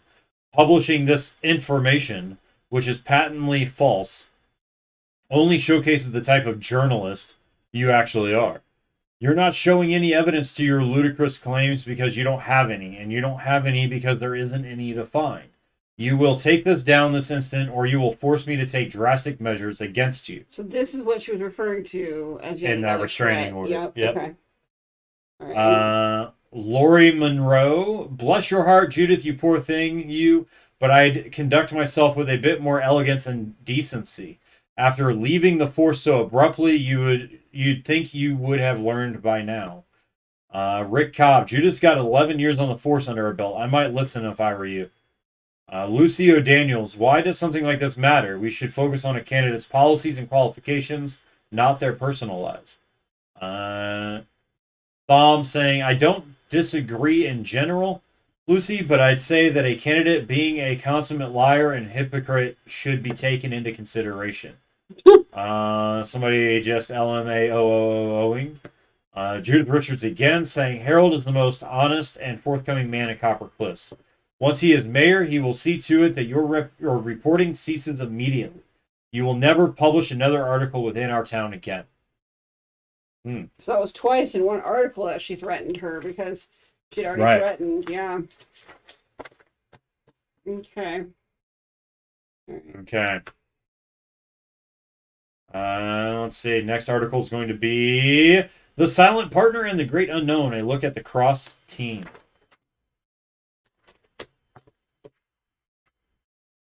All right, so Silent Partner and the Great Unknown, a look at the cross team. When considering a politician, it's always important to look at the people they surround themselves with. George Bush had Dick Cheney and Ronald Rumsfeld, and Barack Obama had Rahm Emanuel and Timothy Geithner. I have no idea. In this case, Mayor Thomas Ford Cross has Sebastian Dyer and Kim Barton. But what do you really know about Dyer and Barton? And does this political duo truly inspire confidence in the Cross mayorship? Wait, she spoke about these two in here, didn't she? So Kim Barton's the boss. Okay. And Sebastian Dyer's the pushover. Okay. The hardworking Barton Sure. is a relatively new hire of Mayor Cross, but her pedigree speaks for itself. Barton graduated in the top 1% of her class at the acclaimed Hargrave Law School and went on to work at one of the nation's top private firms for several years. Her arrival in Coppercliff stems from the difficult personal circumstances. Barton's mother moved into the Coppercliff Center for convalescence shortly before Barton arrived on the scene. There's Four Seas, Copper Cliffs. Wait, no, it's still Center for Convalescence, yeah. There are Four Seas. Boom. Okay. Fine. Barton's mother moved into shortly before Barton arrived on the scene. Although she continues to blockade any attempt to dig further into her political stances, offering only no comment as a campaign manager. Barton's behavior has rung no bells thus far. If Barton is considered to be a closed book, then by comparison, Sebastian Dyer could be described as a forbidden tome hidden inside a secret archive. While records show that he has been working for Cross for nearly a decade, no one in town seems to know much about him. After several attempts to officially speak with Dyer on the record, I managed to strike up a short conversation with him while waiting in line for coffee at Just Beans. Dyer told me I'm just a guy, just a regular guy. I like my job. I like my apartment. I like to listen to music when I'm home. I don't know what to tell you. Though Dyer's public-facing presentation exhibits no cause for concern, his lack of experience certainly raises some suspicion. Until Dyer gives us a longer story, I will continue to explain whether his cryptic or maybe just mind-numbingly boring history has value to the mayoral office. This type of obscurity has been characteristic of the Cross mayorship so far, but for our town, I will continue the fight for transparency until my last dying breath as a dedicated journalist. Kim Barton puts in, thank you, Ashley, for bringing the potential concern within the town regarding Mayor Cross's team to our attention. We strive to address each concern, complaint, or question each citizen might have. Mayor Cross, Mr. Dyer, and I have been working painstakingly to ensure everyone within the town feels both seen and heard. To ensure that this work is not done in vain, we implore you to vote for Mayor Thomas Ford Cross for another glorious term. That's cracking me up because it's legitimately sounding like, hi, I've acknowledged your post, even though it's kind of annoying. Vote for us, thanks. Right, exactly. Exactly. I love it. All right, unexpected addition to the Richards campaign. Who is Louis Vanzetti? All right. Where was that mentioned at? That was mentioned somewhere. That was in her notebook or something like that, saying that hiring an ex-con didn't affect their polling numbers, I guess, the way that they thought that it would, or didn't have as much of an impact. This is the guy who gets in a screaming match with the two we just learned about. Yes. Okay. Most of the citizens of Coppercliff already understand why Harold Richards' choice to hire Louis Vanzetti as his campaign manager was controversial. Oh. Louis Vanzetti was the man responsible for the decade-old local tragedy known as the Coppercliffs car crash. So there you go. CCCC. That's probably it. The Coppercliffs car crash? Okay. Yeah. So that's probably what she's referring to in her notepad. Mm-hmm. Vanzetti was not born in Coppercliffs. His association with the town came through his friendship with Harold Richards. Vanzetti attended the same prestigious university as Richards, was on a full-ride academic scholarship, while Richards' wealth afforded him acceptance into the school. The two men first met in Economics 101, then remained inseparable friends until one cold and tragic night. In a drive home from a charity date auction at the Coppercliffs Country Club with Richards, the 24-year-old intoxicated Vanzetti accidentally drove his car directly into a roadside pine tree, instantly killing his backseat passengers, young socialites Isabel King and Morgana Wilkes. Vanzetti was arrested on 2 counts of vehicular manslaughter and 1 for driving while intoxicated. He pled guilty to all 3 counts without putting up much of a legal defense. Richards served as a character witness for Vanzetti, even going so far as to pay his bail and the fees for a year-long legal process in full. The story of the crash was told to a generation of citizens so much that Vanzetti himself ended up serving as not only a cautionary tale, but also as a kind of insulting slang phrase. Over the years, people have begun to refer to driving drunk as pulling a Lewis and getting Vanzetti. But the Vanzetti who emerged from a decade-long prison sentence looks to be more in control and reliable than anyone would imagine. When asked about his new campaign manager's past, Richards had this to say. Lewis is the strongest man I know, physically, emotionally, and morally. Something terrible happened 10 years ago, and he's paid for that mistake. Now he is trying to move on, and I intend to help him with that process in any way that I can, as an employer and as a friend. It is unclear how, if at all, Vanzetti's negative reputation in Copper Cliffs will impact Richards' chance of election. For our collective consideration, I'll throw the question to the comments. Will Vanzetti's addition to the Richards team sway your votes one way or the other? All right. Now we got some comments. I'm gonna throw that out there just for other people's comments. Like, I'm highly suspicious, like, if he was really the one driving or if it was Harry. Like, I don't know why.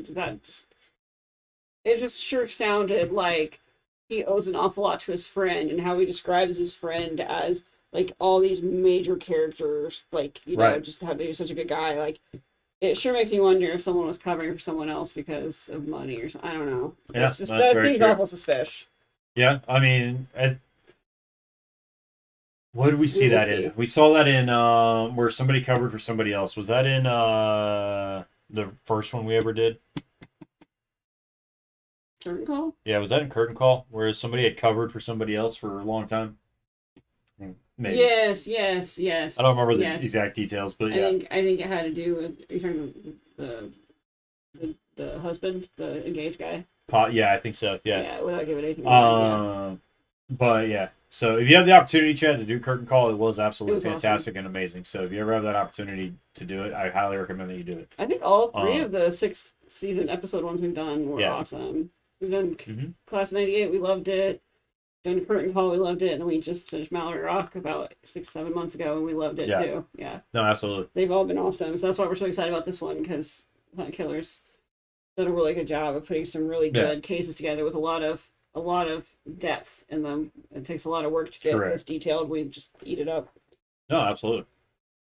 And then, which little caveat? So we may be affiliated with Hunt Killer, but we will still be open and honest with everything. Yeah. That's just been the way we are and who we are. If you've been with us from the beginning, we're very open and honest about how we feel about the different cases that we've done, and how they're done. And on top of that, Hunt Killer does not pay us for doing these videos or anything like that. The only way that we receive anything is if you decide that you want to purchase something and you use our link that'll be down in that description down below. That's the only way that we get anything out of it. So, because our biggest thing is just being honest and critiquing the products and mentioning what we love, and also mentioning something if it just wasn't quite up to par. We're pretty transparent, and we don't hold back. But we're very excited about this new series, the depth that this one seems to have. Looks like it's going to be a good one. Yeah, no, absolutely. All right, so we got some comments on this, but I do agree that it's kind of very suspicious that Harry decided to pay for a whole year's worth of legal fees. Something's not right. Yep. So Andrew's saying Harry really can't do any better for a campaign manager, huh? I bet nobody with any political experience or decent career prospects wanted to work on his dead-end campaign, so he had to settle for an old buddy. It's so annoying how he's spinning it like some gooey redemption story. Lori commenting, I'll give it to Harold, even though he's been behaving kind of childish, complaining that his bobbleheads look nothing like him. I think it says something about his character that he'd still advocate for Vanzetti. Nico saying, I think it's admirable that their friendship withstood 10 years and a traumatic event like that, and I agree with Richards that Vanzetti has already paid his debt to society and that he deserves compassion and aid in his reintegration into society. That being said, it will be interesting to see how someone with zero political experience navigates the position of campaign manager. Arnie commenting, okay, if nobody else is going to say it, I'm going to say it. He looks super handsome in that mugshot. So there you go. Okay, I don't know if anyone else has noticed this, but all of the people are using robot faces, but they're all different. Some have hearts Oh in yeah, them, yeah, some yeah. have eyeballs, some have frowny Or faces, some have it's the happy same faces. robot but different color. But like, there's hearts in some of them, and the Well, right. eyeballs. So Yeah, that one has eyes for yeah, hearts, but this one does too. It's just different color. yeah. But sometimes they have different smiles. Like I was just Yep, saying, that each too, right robot there. is unique. I was just saying it was pretty funny. Oh Sorry. yeah, absolutely. All right, what's next? All right. Oh, monkey. Don't start that. Sorry, it's dark in here. All right. We got two articles left, and we're gonna try to get through these kind of quick. This case is taking a little bit longer I think this is with going to be the how most. much reading there is. Yeah, I think this is the most like it'll be just because of the volume of new papers we've had to go through. I agree. All right, so looking back across his first year as mayor, so it's no secret that election ad campaigns can be brutal attacks from one candidate to another. But in light of Harry Richards' newest campaign ad, it's downright perplexing. In the ad, Richards inexplicably wears a doctor's white lab coat and holds a clipboard. I should note that Richards is not a licensed physician, but merely the son of a famous neurosurgeon. Richards says in the advert, I diagnosed Thomas Ford Cross with chronic irresponsibility and terrible leadership. The prescription, immediate removal from office. Hardy har har. But is Cross really the bad leader that Richards makes him out to be?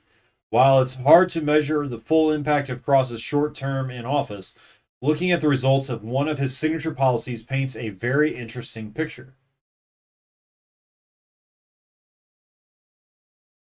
Where's that? But oh, sorry.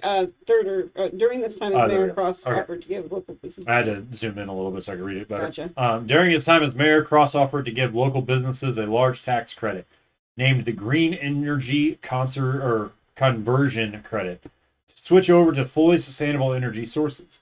Cross assured citizens that this would benefit many small businesses in town, but in reality, he has only awarded the credit to one business so far, the mayor's own Cross Street Park.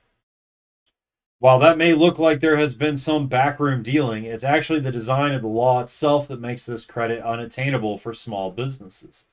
Without access to huge reservoirs of funds, you can't afford to pay the upfront costs of the conversion and qualify for the credit.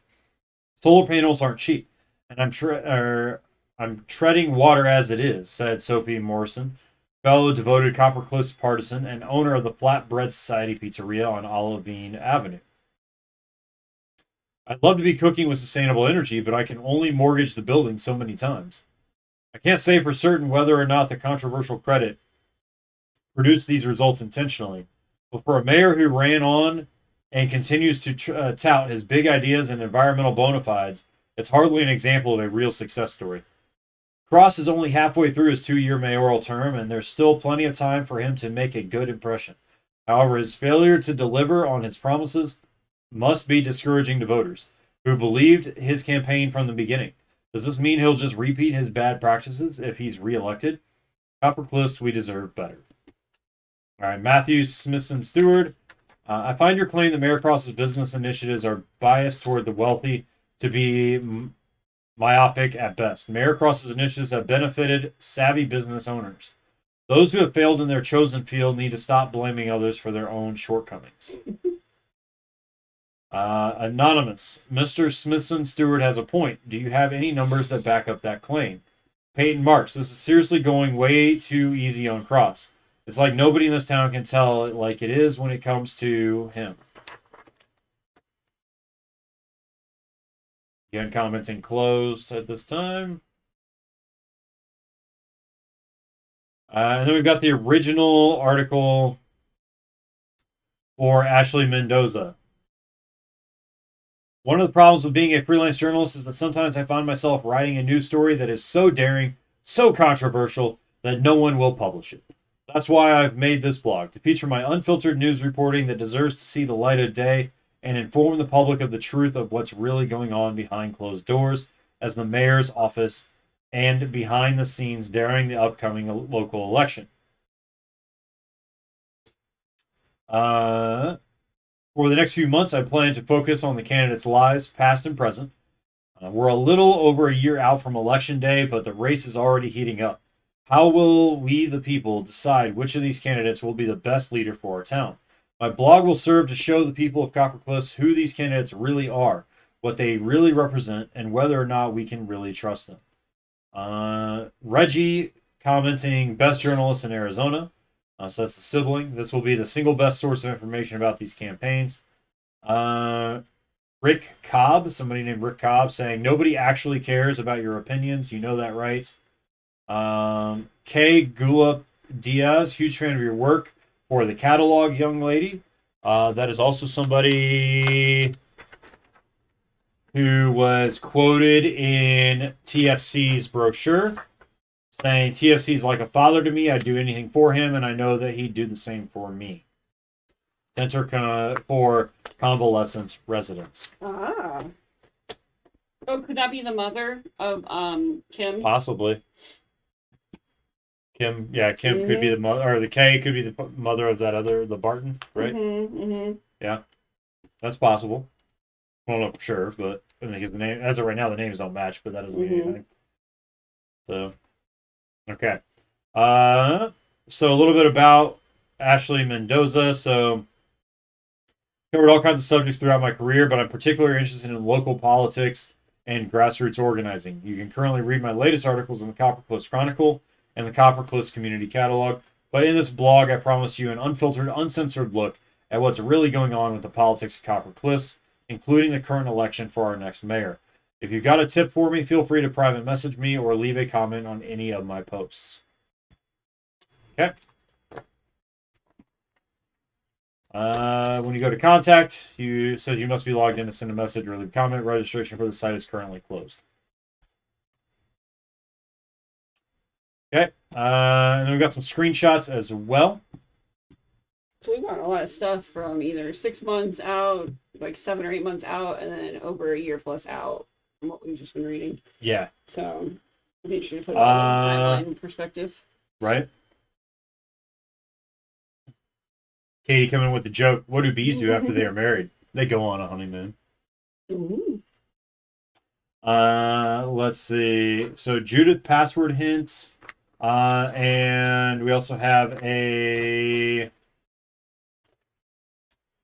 election poll 1. So I will get these put into the Discord as well.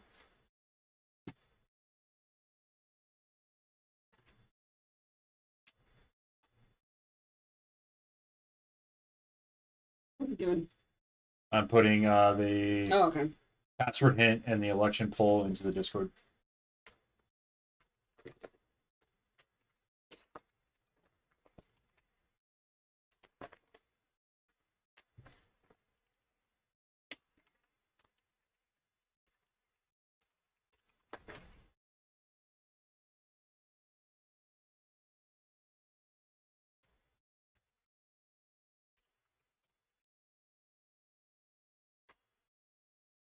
Okay, there we go.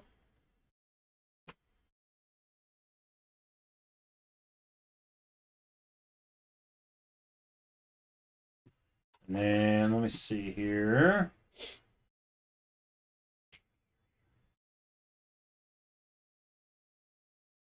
We're just going to open it up in here. All right, so we've got so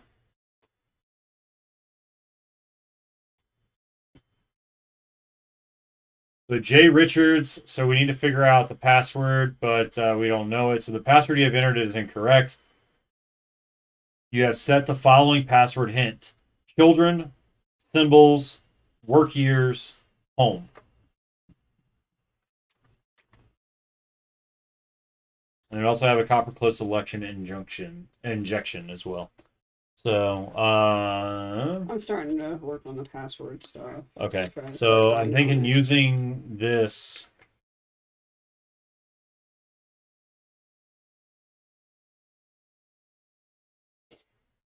So we're gonna need the 2 children's names. Which I just got. Okay. I'm trying to find out if she was 11 or 10 years, though. I thought she was 11 years on the force when she retired. Okay. I think they said, I think in one of them it said 11 years, I think on the blog. But then for the home, I can't remember where we have a campaign office, but that's not. Don't they have a home somewhere in the fancy part of the neighborhood? Isn't that Yeah. mentioned somewhere?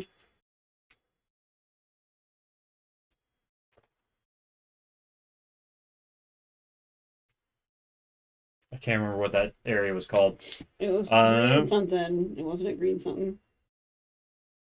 Green France Paris green something like that. Green Pine or Pine maybe. I thought it was Paris green or something like that. It really Let me it look. made me think of something really weird. So I was like what?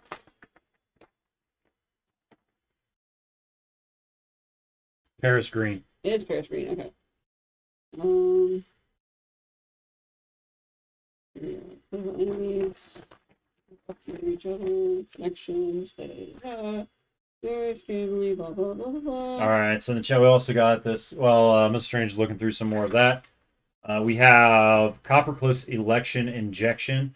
So we're just over 6 months out from the biennial mayoral election, Coppercliff's, and you know what that means. It's time for another Coppercliff's election injection. Currently, our unofficial polls show that the incumbent Mayor Thomas Ford Cross is beating out his challenger, Harold Richards, with a very comfortable 30-point lead. Sorry. There we go. However, the Richards campaign has been gaining supporters at an impressive rate. A concerted push on Harry's part could potentially close the gap and lead to victory on Election Day, despite recent controversy. This far out, it's anyone's game. And then someone coming, thanks as always for the update. Citizen-led initiatives like yours make me proud to call Coppercliffs my home. Let's gear up for 2 more years of TFC. Kay Gallup Diaz can't wait.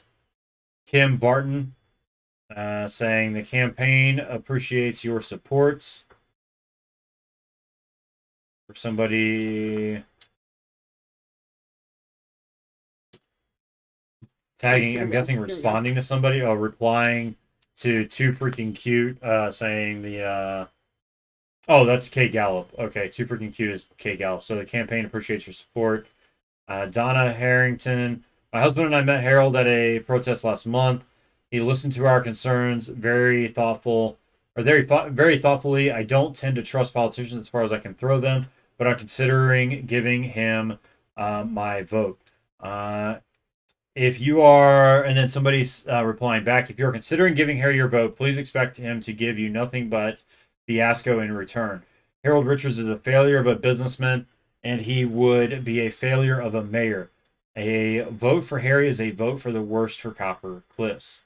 And then somebody replying back to Sebastian.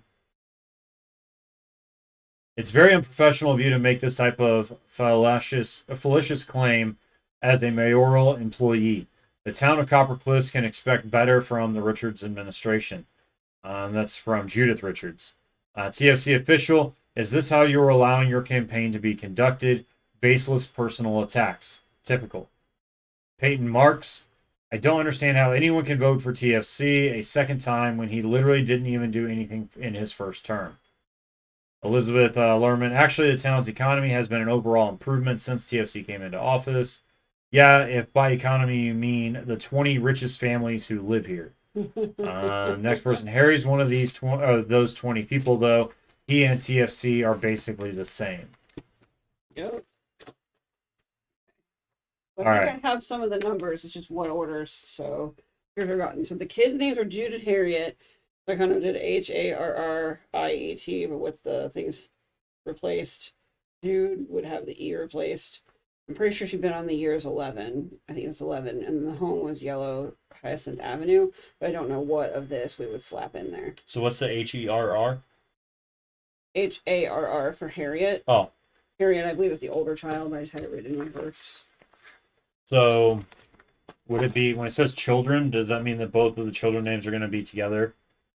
The lovely Harriet and ever rambunctious Jude. So they name in the order they were born. So I'm going to assume it's so Harriet the order they were Harriet born. And Jude. Okay. Yeah, so I'm pretty sure this is the start of it.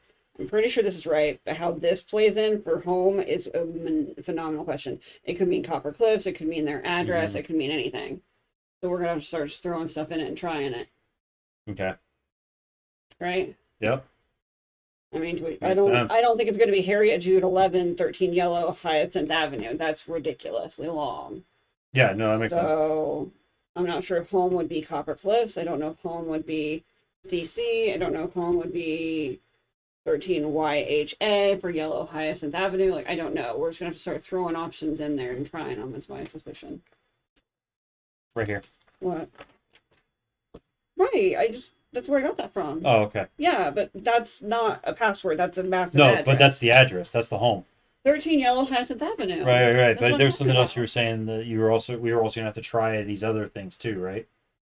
No, that was it. Oh, okay. I'm telling you, I don't think this plus that is the password. That's too much Okay. stuff. Yeah. So what in this? What is home? Is home Copper Cliffs? Is home because like she's Maybe just the number 13. We'll try, possibly. yeah, So we'll that's try what I'm trying that. to say is we got to try stuff to figure it out. Okay. Like that's as far as I can get. I don't think it's 13 Yellow Hyacinth Avenue because it's ridiculously long. Right. Okay. So we were saying, Lowercase everything. okay. H at symbol RR exclamation 3T lowercase JUD. Sorry. HARR. Sorry, hold on. H at symbol RR. Yep. Exclamation point. 3T 3T. JUD JUD. 3 3. 11 13. Okay. Let's try it. If anyone else has a different idea, feel free to throw it on in Yeah. there. Let us know if you've got any ideas. That did not work. Okay. Do me a favor, try it, but with CC at the end instead of 13. CC. Yeah, for Copper Cliffs. Their home is Copper It says Cliffs. I'm not sure what you're talking about. Okay. What are your thoughts? Should we try 10 Um, instead of 11? why would we do 10? Some place I thought said 10 years on the force, other place I thought said 11 years on the force. Okay. So if I have her number of work years wrong, that could be a problem, right? Yep. So 10 and then 13. I would say 10 and 13, yeah. I'm still not sure what you're talking about. Okay, so look at That's this and not tell it. me, do you think that something in this would be capitalized then? Would the children's first names be capitalized? With it all being lowercase, I assume that all meant everything was lowercase, but maybe this is not the case. Maybe. I mean, the words here. Try a capital H and a capital J? We could try saying, instead of it just being the two names, maybe like, because there's an and in these examples. So maybe we use the and symbol. Harriet and Judd. 13 or 10, 13. Yeah. I wish I could find where I remember those two numbers from. It's driving me nuts now.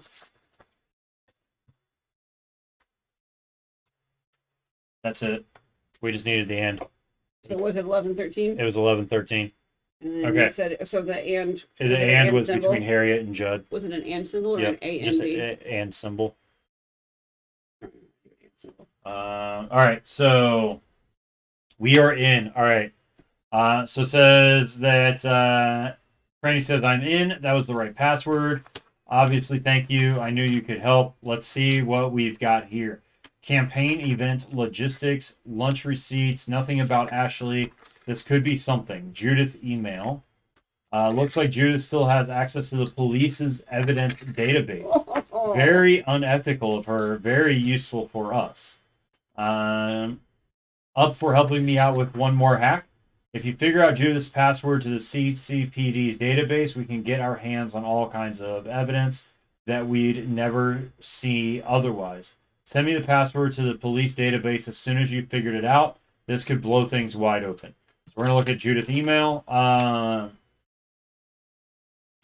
right, so we've got, this is what we got after sending in that password.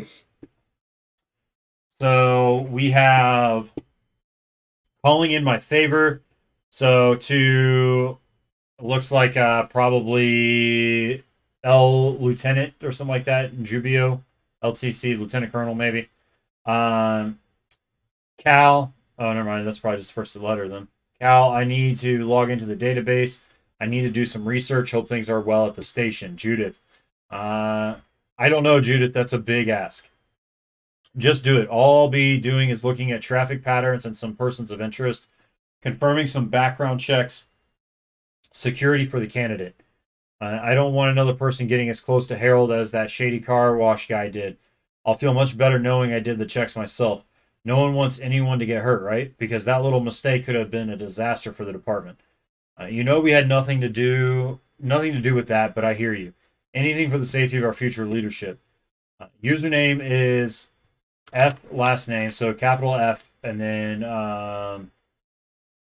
capital L for the last name. So first initial, capitalized last name.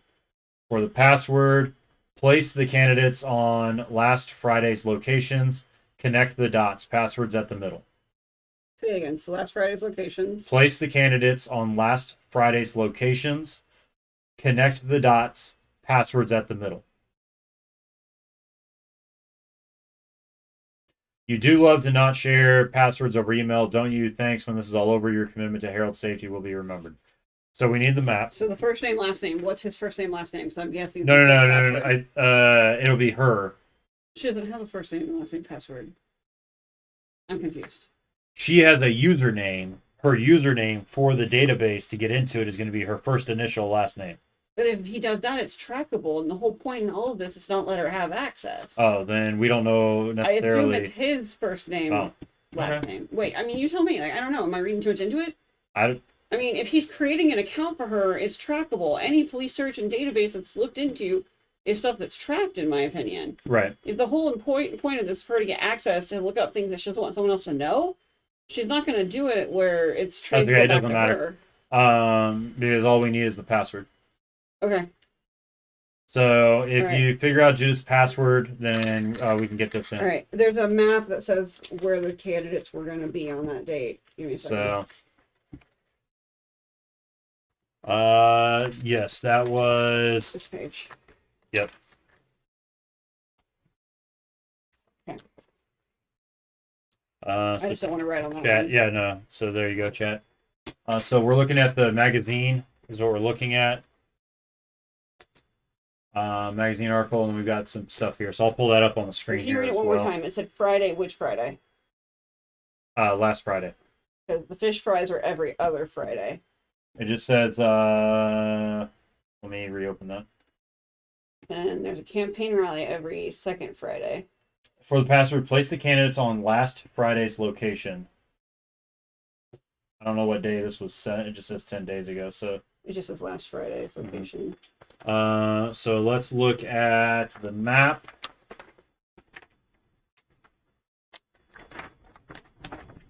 Oh, is that what it meant by dots? I thought it meant like these. I'm so confused. It says place the candidates on their on the location. They're going to be each somewhere else, right? Yeah. So let me grab tape. We're going to try to turn this overhead light on again. Did we have were the strips that I had still down here or not? I have a few right here. Yeah, I wouldn't use the tape. Oh, I was going to tape it up on the door. I thought you were going to tape locations, and I was worried it was going to tear off. Sorry. No. Right. I'm just going to tape it to the door.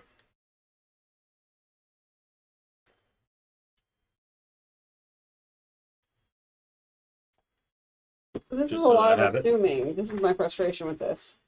We would have to make a lot of assumptions because it doesn't say what Friday. But one guy has a campaign rally once a month. The other guy has a fish fry every other week. Right. So we have to assume that it's the night of his campaign rally and the night of the fish fry? Probably. We'll need enough stuff to pinpoint. So Acorn Heights and St. Barbara's Church are the two things we're looking for, if I'm correct. Hold on a second here. Let me go this, and then let me turn the light on.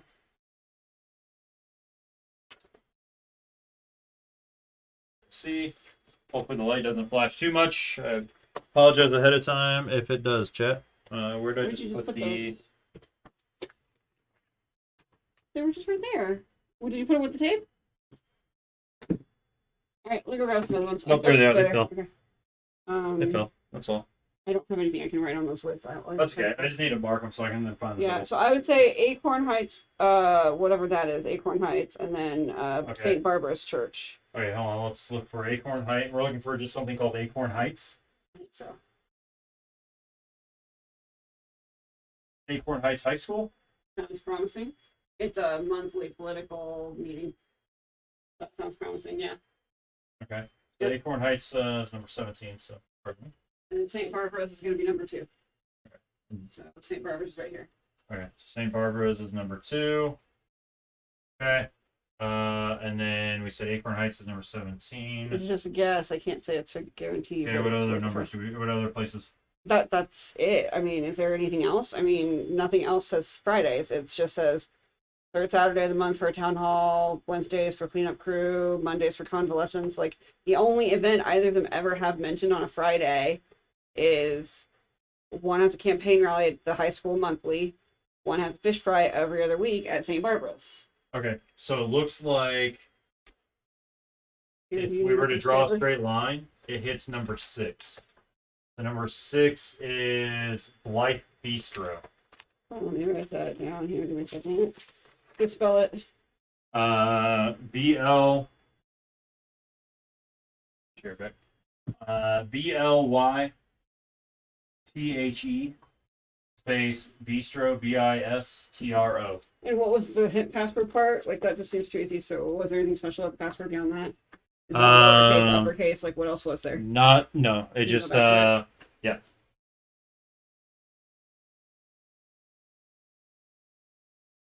Dang it. Do we have to message again? Okay, it was. I got it. Copy and paste it still. All right, so Judith email, okay. It says for the password. Go, hello, exquisite. Place the candidates on last Friday's locations. Yay.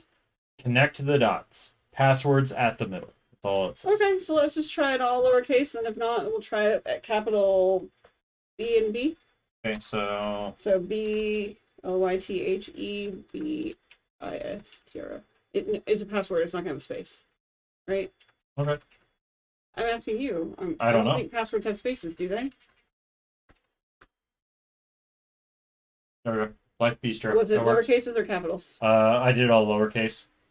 It says, I'm in. You are a genius. Time to see what the cops have got on Ashley's case. Oh, lots of useful stuff here. The police could have done more with this. Should have done more with this. Here's a preview. So there you go. So that's the evidence note. Apparently this note was found in Ashley's pocket when they found her. If Ashley was interested in the country club, that means we should be too.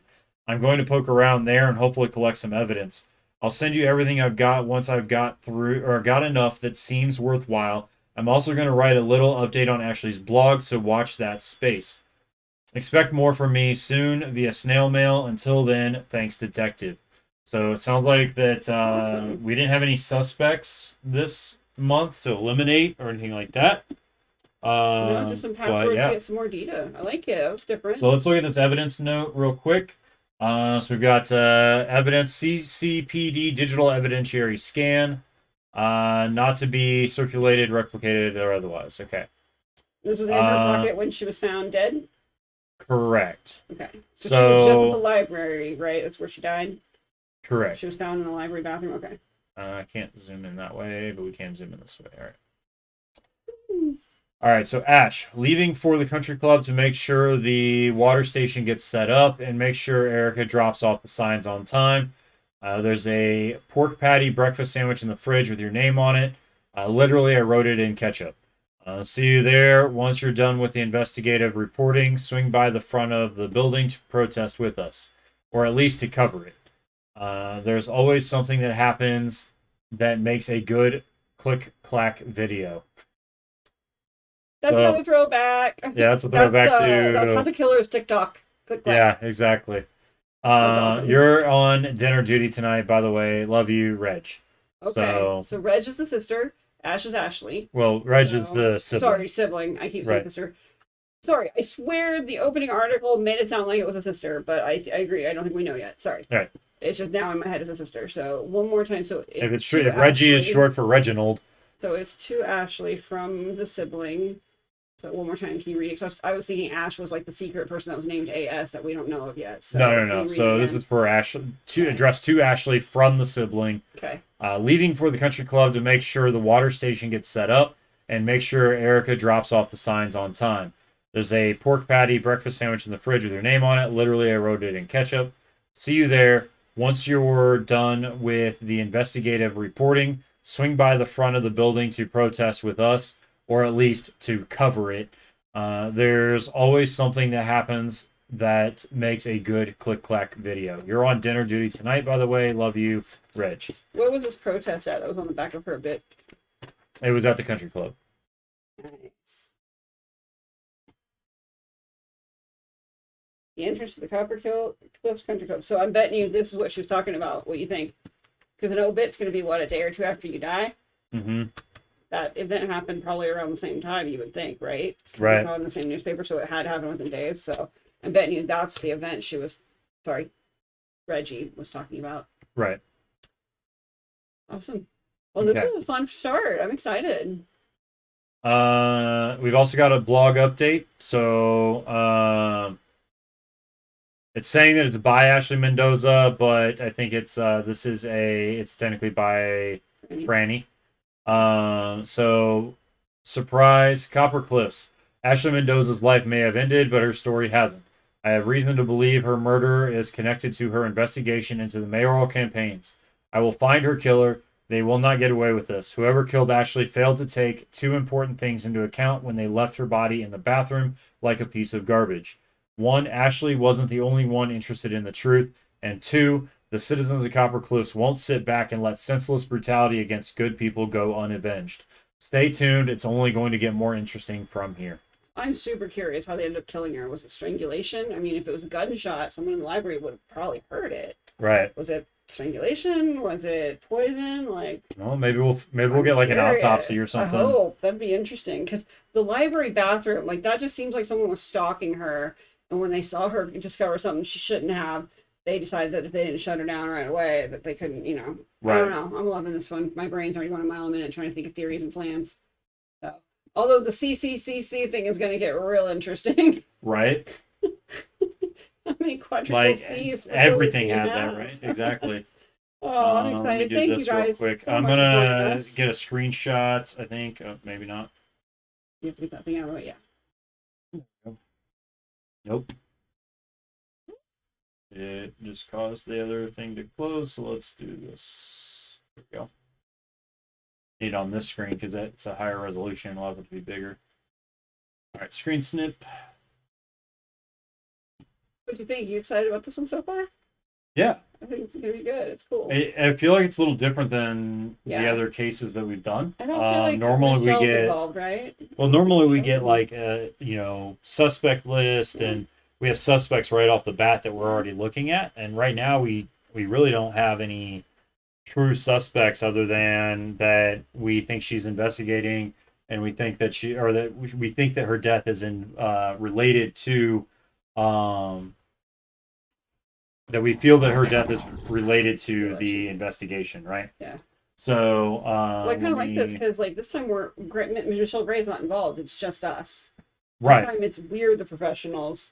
This is all on us. So instead of having a detective guide us and hold our hands, this time around it sounds like we're stepping into that seat. Like she's leaning on us to help with this. No, I agree. So this is cool. This is fun. I'm excited. I was a little nervous when I saw it was 5 stars. We'd already agreed to do this when I realized it was going to be a 5-star series. And I was like, oh no, hopefully we're not jumping in the deep end on this one. I don't think we've done a 5-star one yet. So that was intimidating. I know there was a chat comment. Got part of it covered trying to save this image real quick. Let's see what it is. Let me save this real quick. Something about ketchup on the shopping list.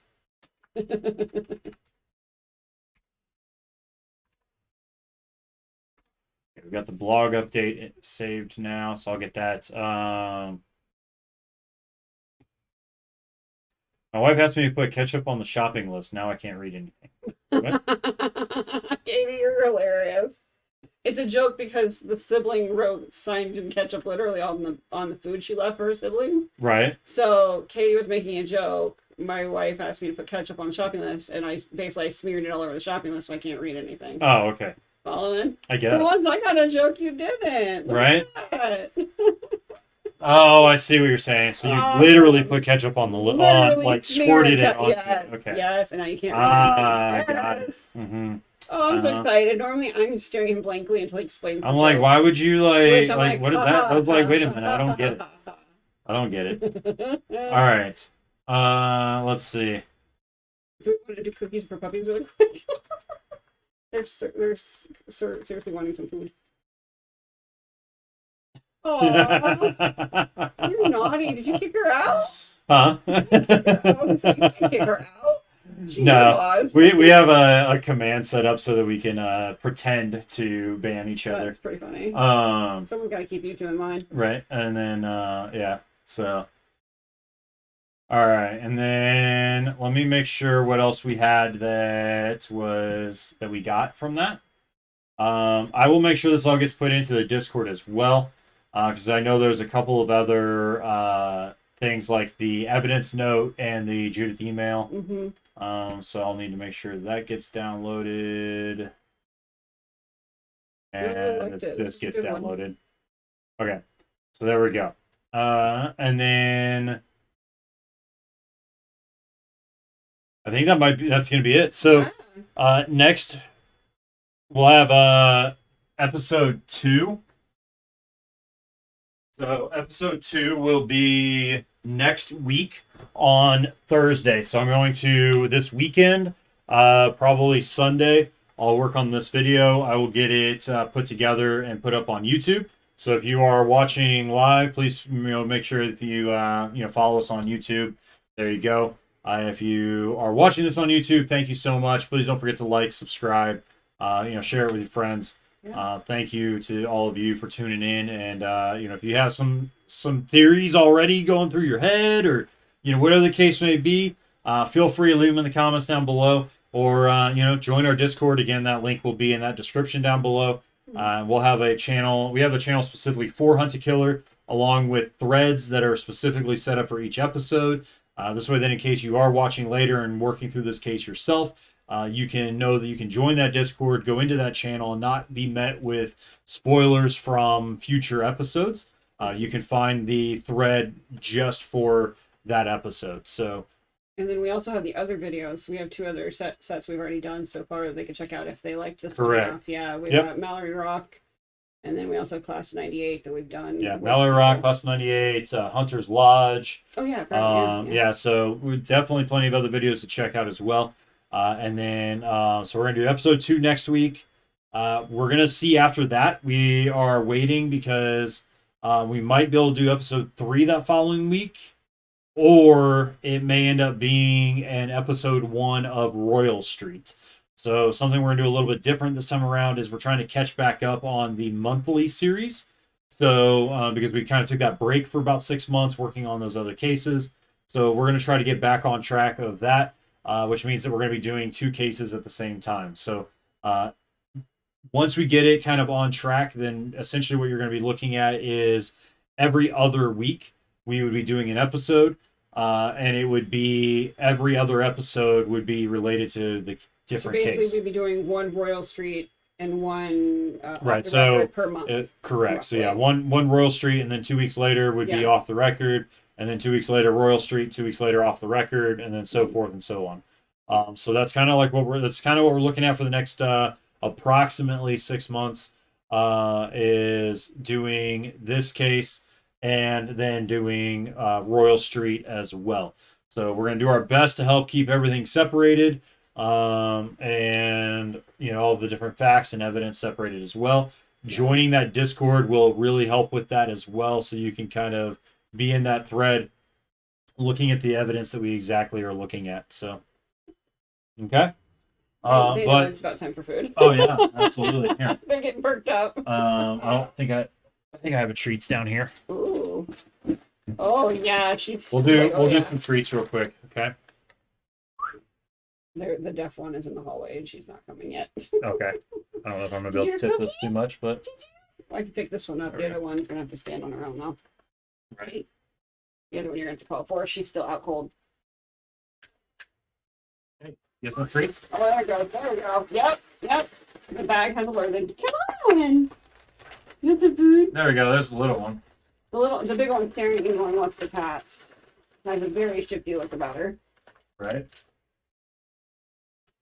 It's funny to watch her balance to get her cookies, but she's so motivated for her Right. cookies. Hey. Make sure to swallow. Chew it first. Choking, yeah. Make sure to chew and it. swallow. Chew and Yeah. swallow. Hey, where you at, pup? She's Come here. shifty. She's not going to come if you have that sharp too far back. I think you're going to scoot forward a little bit. Yeah. Hey.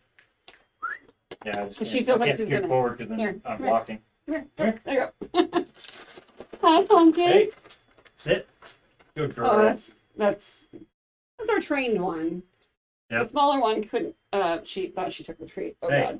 God. She's older. Totally trained. And is a little hard of Sit. hearing and cannot see as well anymore. Oh. Age is painfully catching up with her. Right? There you go. But she still is the peppiest thing on the planet. I think she totally thought she took that treat. And she I know, right? Totally. She's already forgotten you gave her one. Well, of course.